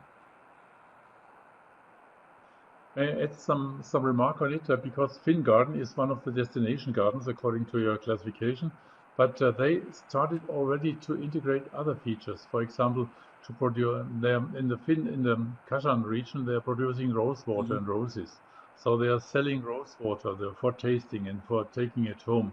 So this is already the things you applied for, to mix things and to heighten the attractiveness not only of a garden but other things, to combine things together, gardens and history and taste and whatever. And so I think this is a good example. And there is another question, I think, from Thank you. Romina. I have another question, Mr. Mehdi. Yes, please. Richard, how can you help us to improve my Iranian garden, botanic garden and public garden to visiting tourists?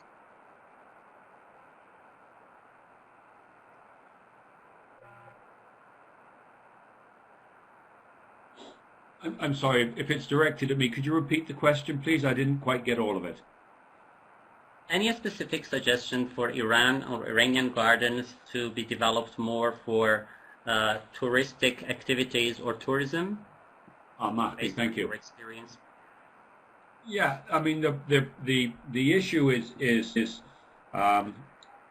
as I suggested. First of all, the quality of the experience that someone gets when they go to the garden is really important, because with my thoughts of the Iranian gardens are they signposted well? Is the guide knowledgeable, which I'm sure they are? Refreshments that, as you know, Iran is pretty hot. So do you have immediate availability of refreshments that you can go in there?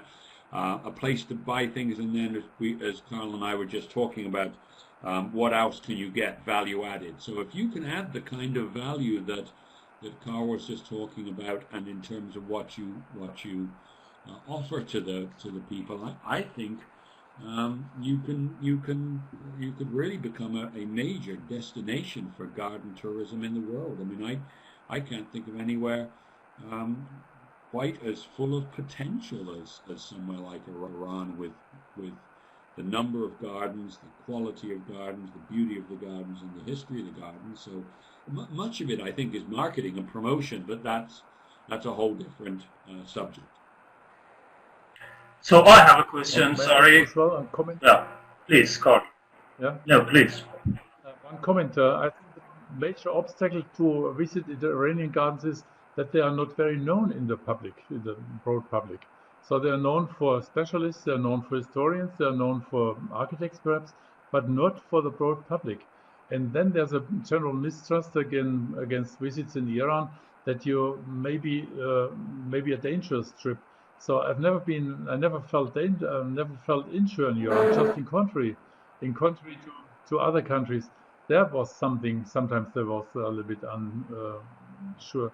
But I think you should kind of inform the people that the gardens, first of all, are there, then they are worthwhile of visit, they are destiny gardens, and then you could save very easily there after COVID, sure.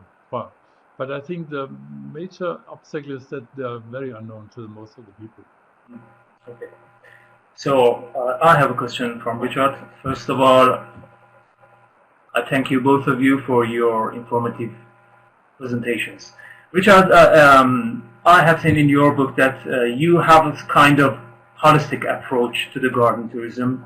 You address all components regarding garden tourism, economy, conservation, even climate change, such. My question is, there is a conflict between conservation and tourism industry. Is it really possible for us to integrate these two goals together, conservation goals and developing tourism industry? Armin, just I'm going to run out for 30 seconds. Or one of them would be the victim. I'm going to get you something that came in my mailbox yesterday. Karl, add something. Okay.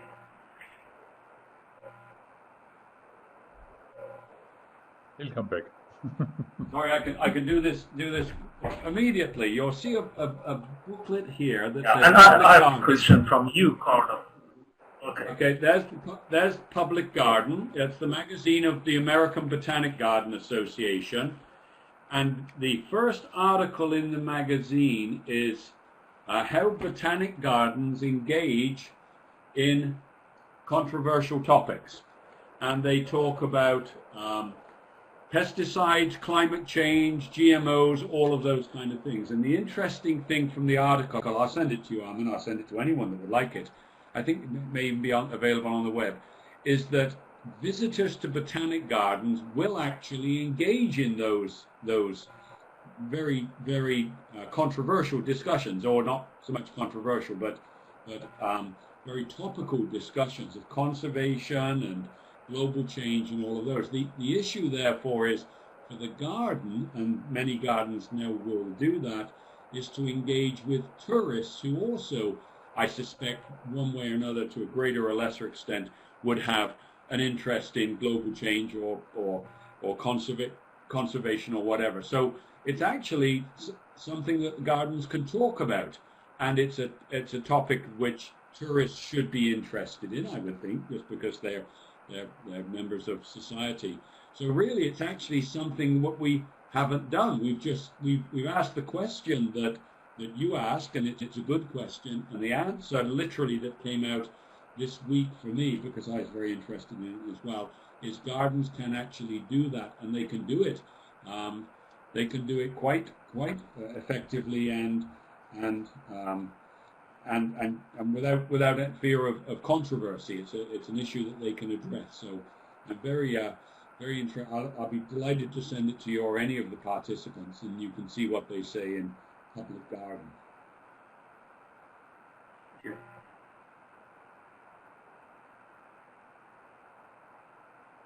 just to add to Richard's ideas about conservation ideas, I know that very interesting and international conference on conservation of botanical gardens is happening in Melbourne, Australia.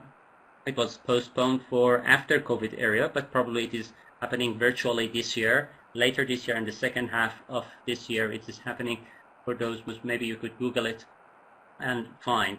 If I can send you the link to the conference, this is an international conference on botanical gardens, focusing on issues like public participation, climate change, tourism, and it has a very holistic approach to the idea of botanical gardens. Because right now in botanical gardens in Iran are mostly for universities and for educational purposes, but I can imagine that there are a wide array of uses and approaches that can be applied to botanical gardens as it is happening in other parts of the world.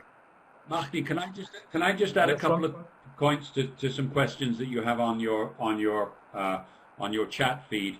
Someone asked, Javed asked if there's any index to score gardens globally. Not that I'm aware of. It's not something that a garden that is not very that has a high carbon footprint would want to be in there. So it's been very not contentious, but gardens don't like that, and they like to think they are essentially more self-sustaining. Though having said that, there is a designation in the United States which is called LEED certification, which is low emissions, I think, and a gold standard, and you can get that award for being very low carbon footprint and self-sustaining. And the other one which I typed on there, which some may be interested in if you want to do a reference to it, is the question of arid and semi-arid lands gardens, which of course is very important to Iran. And there is a botanic garden in Port Augusta, Australia, the Arid Lands Botanic Garden north of Adelaide, that has done some really interesting work in attracting people to look at arid lands and arid lands issues and arid lands gardens. So I would refer to that. You just Google it, Arid Lands Garden in Port Augusta, and you can find out. And Melbourne, I think, Mahdi, with the new garden in Cranbourne, has done some interesting work in that area, have they not? So we have the expert on the top of the video there with Mahdi. He's the expert on arid lands in Melbourne, Australia. So there you have it. Yeah. Yes, I know.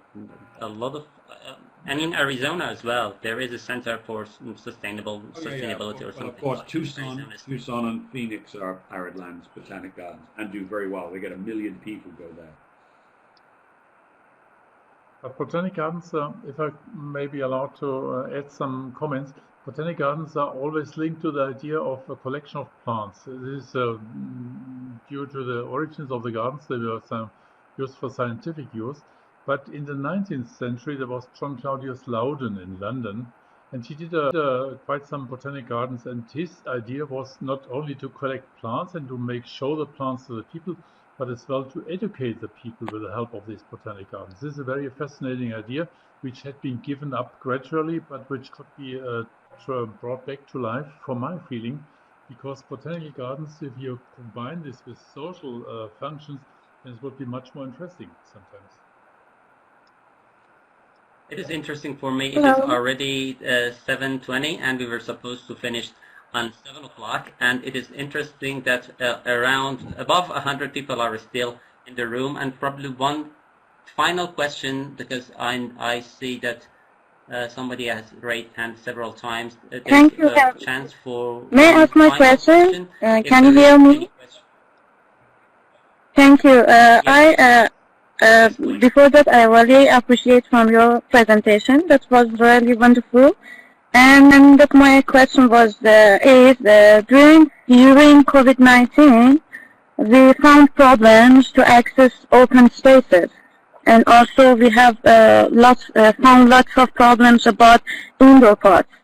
And my question is, we cannot have people activities in open spaces and also indoor parks. And what's your suggestion for these kinds of problems that in indoor parks there is no ventilation technology maybe for COVID-19. What's your suggestion about this problem? We cannot have garden indoor and outdoor because of ventilation in indoor and because of COVID-19 in outdoor. What's the suggestion for this kind of problem?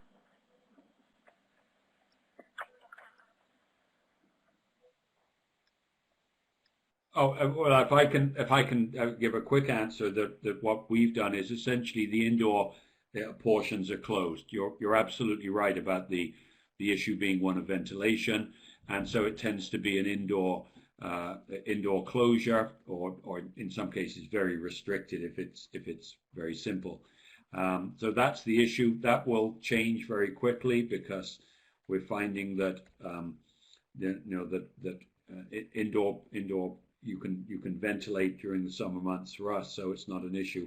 But it really is. But having said that, the indoor facilities that we've closed in the United States and Europe has not stopped visitation. The numbers are gone. People want to get out. They want to go, and the garden is usually an outside garden anyway. So it's not an issue. Certainly in the middle of winter in England, they opened the outside and people still went. So it didn't seem to be a problem. Karl, sorry. Oh, it's okay. I think outside it's less a problem than indoors because outside you can easily respect the distance regulations, and it's proven that if you respect these regulations, there's no big problem. The problem is indoors, and therefore the number of infections has raised in winter time here in this European region, and I think this will improve in the springtime and summertime, respecting the regulations, and sometimes we will overcome the corona pandemic. I'll add one other thing because I think it's a really nice area, not necessarily to close. I'm not wishing to close Mahdi, but it's a good area to close. There is a garden in the United States, Denver Botanic Garden, and they of course have had COVID since February 2020. And I spoke to their director just last week, and they've had the best year 2020 they've ever had because COVID shut them down for 3 months. And then when they reopened, because they were one of the few facilities that opened, they opened early with their regulating the number of visitors and when they come and how they open, how much they charge. They've had a better year than 2019. So it can be positive. While we don't wish COVID-19 on anyone, in the garden sector, a lot of our people have done quite well because of what they hold as an attraction for people. And that fills me with all sorts of We're already, we have exceeded our time limit, but I think there are a couple of more questions. Richard, Karl, is it okay to continue the discussion for another 5 or 10 minutes? Sure, I'm okay. No problem. Okay, probably Javed, do you have a question you want to ask orally? Javed, please. Yeah. Do you hear me? Yes, please. Dear Mahdi, Richard, and Ludwig, thanks for your presentation. Jawad Razmi here. As participants know, biodiversity is one of the key elements of the visual beauty of garden. Some techniques could help us to keep and reach these biodiversity from microorganisms to macroorganisms. We in permaculture garden at Islamic Azad University have a good experience to how we conserve and enrich the wildlife biodiversity in naturally way. Some example is mulching, enrich microbiome at soil, or increase soluble carbon, insect hotels, cover crops, or white flower plots. We are ready to have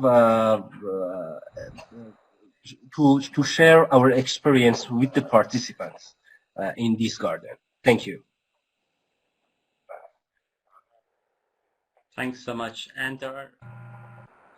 Javed, this is a typical university professor response here. Javed, you got the wrong person in terms of biological or horticultural work to be done. I'm not a botanist, I'm not a horticulturalist. But what I would say is if you are doing something that's quite unique, which I suspect you are, it sounded very interesting and very good, make sure you tell people about it. Make sure you tell people who visit the garden, because that's important. I think probably the whole idea behind the question was the same thing, because I was not aware of that. Right now I have some idea. I have a question, Matthew. Matthew, I have a question from Karl. If they have time, of course. My question is it possible to consider garden tourism as a framework for urban planning in bigger scale? I mean, not just an event for tourism, just like something that is going on in Netherlands, in Florida. It seems that it's beyond garden tourism, it's beyond tourism. It's kind of a picture, the future of the city in the garden, and then after the event, they started building the city based on what they depicted before. Am I right? This is the basics of German. Sorry? Yes, this is the basics of German garden festivals. Landscape architects tend always to have long-term installations to have a sustainable effect of their planning, and in some respect they need a temporary effect, and this encourages the people to think about sustainable effects. So I think I could see that the limited duration of a temporary garden festival makes develop the consciousness of a long-term effect of the installations, and I think this is the most important point. It's like in a museum. You could compare it to a museum. When you have a museum, they have an opening all year round, but you have a temporary exhibition on this museum, and this is a situation which is very important at the moment, that you have a basic exhibition, but you have special exhibitions, and the special exhibitions create interest in the long-term exhibitions or other developments. I think this is I would say a temporary garden festival is a catalyst for long-term results. And from my perspective, I think that's Armin, is a very embarrassing question, because we have a horrible record of greening our cities. We have a terrible record of greening our cities. So I couldn't agree with you more. We need to do so much more. It's much more than tourism for us. It's greening the cities. We just haven't done it, and we have to do it. And it's starting. Karl mentioned the very brief example of the High Line that in New York opened up, and they have more visitors now than the Empire State Building. It is a raging success, and they're looking at more of those literally around the country. But we have a long way to go, and boy, I wish we would start emulating and copying certainly Europe, and I think Iran as well. You have some rather beautiful streetscapes and stuff that we just do not have. So we're very much behind you in that whole area. So, thank you. Well, I would say, do not copy anything. Just try to be inspired by situations. For example, if you look to Singapore, they have integrated a lot of green in town. The reason is that they improve the climate in town. And this is a really good example when you're looking for greening of cities, what could be done. I think we are sometimes in Europe we are too conservative. Sometimes we think, well, if we have never done anything, we shouldn't do this. Just let you inspire by other experiences and other situations, and then you will get a new influence on your thinking, and you will develop new solutions. I think there's a funny saying that we should be happy that we have some problems, because we are living from problems to solve the problems. And this is a point which you should compare different situations on our globe, and then you'll find interesting things, and you'll find things which you shouldn't copy, which you shouldn't repeat, because they are bad experiences. Just try to focus on the good experiences and try to develop it for your personal or for your local situation, and not to copy it, just to be inspired by this and to find new solutions. I could imagine this very easily for Iranian towns like Tehran or other cities, and I'm very impressed sometimes about the situations which I found there. But the point is, nobody knows about, and so you should be more, with the help of the internet, you can discover a lot of interesting things, but not only trust on the internet, you should try to visit as well things, or to invite people from other places to talk about their experiences. Thank you very much, Karl. Thank you very much, Richard, for your time, for your commitment, for your valuable knowledge that you brought to our webinar. It was one of the best webinars that we had quite recently, and the number of attendees really show that it was really interesting, and people really enjoyed. And after 2 hours and a half, there are still 90 people here, and that is really wonderful. And thank you again. Is there any final comments or final notes that you want to say, Richard? No, just that I'd be delighted for Armin to come to the United States anytime he wishes and let us copy. I'm not ashamed, or copying's easier sometimes, much easier. It doesn't cost us money, it doesn't get people excited. So I'd be delighted for Armin and Mahdi, or you both, or any of your correspondents to come to the United States. As I say, I'm perfectly available for anyone to discuss anything they wish with me on the email or by Zoom. That would be fine by me. But I do have a priority engagement, and that is lunch in about 15 minutes. So I'm going to go eat my lunch, and then I'll be prepared to go back to the computer. So thank you all 94 of you. That's absolutely wonderful. We're delighted you come there and keep visiting gardens. Remember, in the COVID era, gardening was not cancelled, so go to it. Karl, is there anything as a final word that you want to add? One proposal for you, Mahdi, because you mentioned this was one of the good webinars. It could be even better ones in the future. You should see there's always a schedule. Thank you very much. To go Armin, is there anything that you want to add at the very end? No, thank you so much. I want just to inform people that we have another webinar on Wednesday, and we will be waiting for you on the other webinar regarding water-sensitive cities. Here is some sort of information about the thank webinar you so much. on Wednesday. Our speakers, if thank you have you not so registered much. yet, you can register. It is about water-sensitive design. وبیناری که در روز چهارشنبه هم داریم با موضوع در واقع شهرهای با حساسیت نسبت به آب هست و 3 نفر سخنران داریم که من معرفیشون میکنم.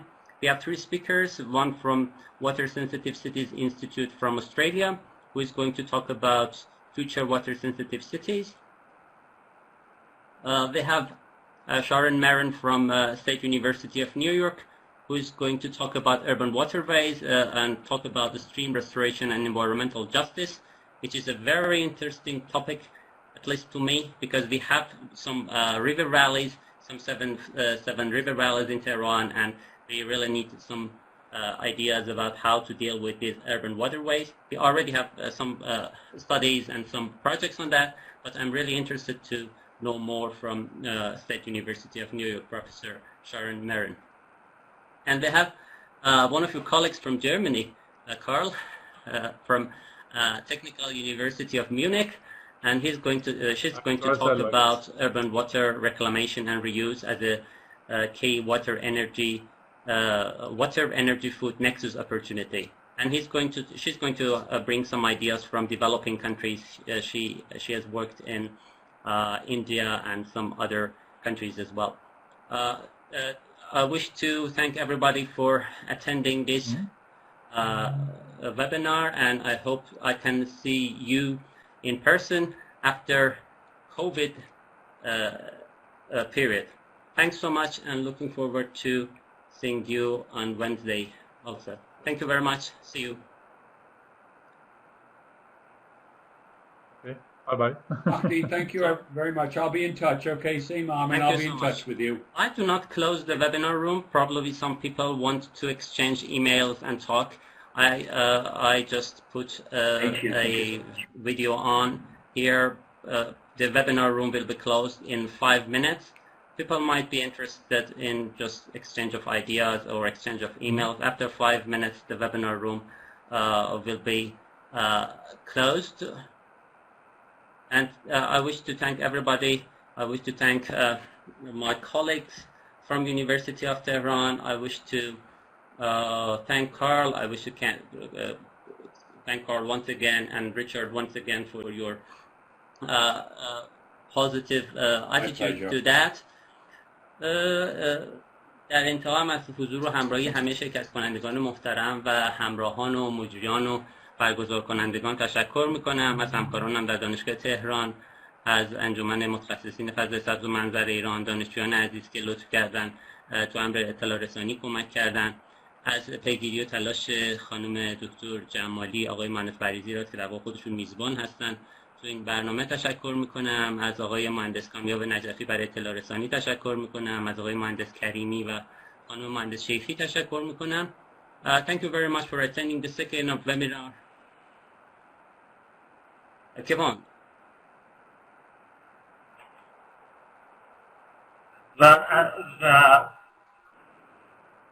آی دکتر معذرت میخوام وسط حرفتون.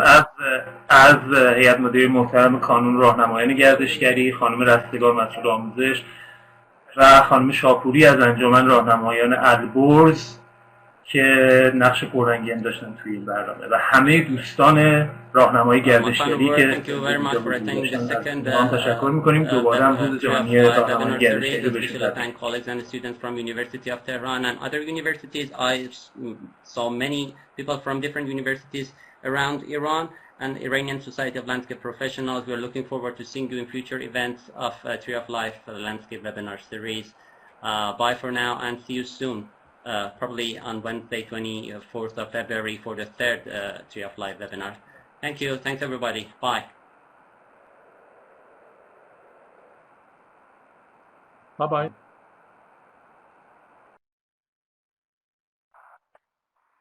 Bye, Mahdi.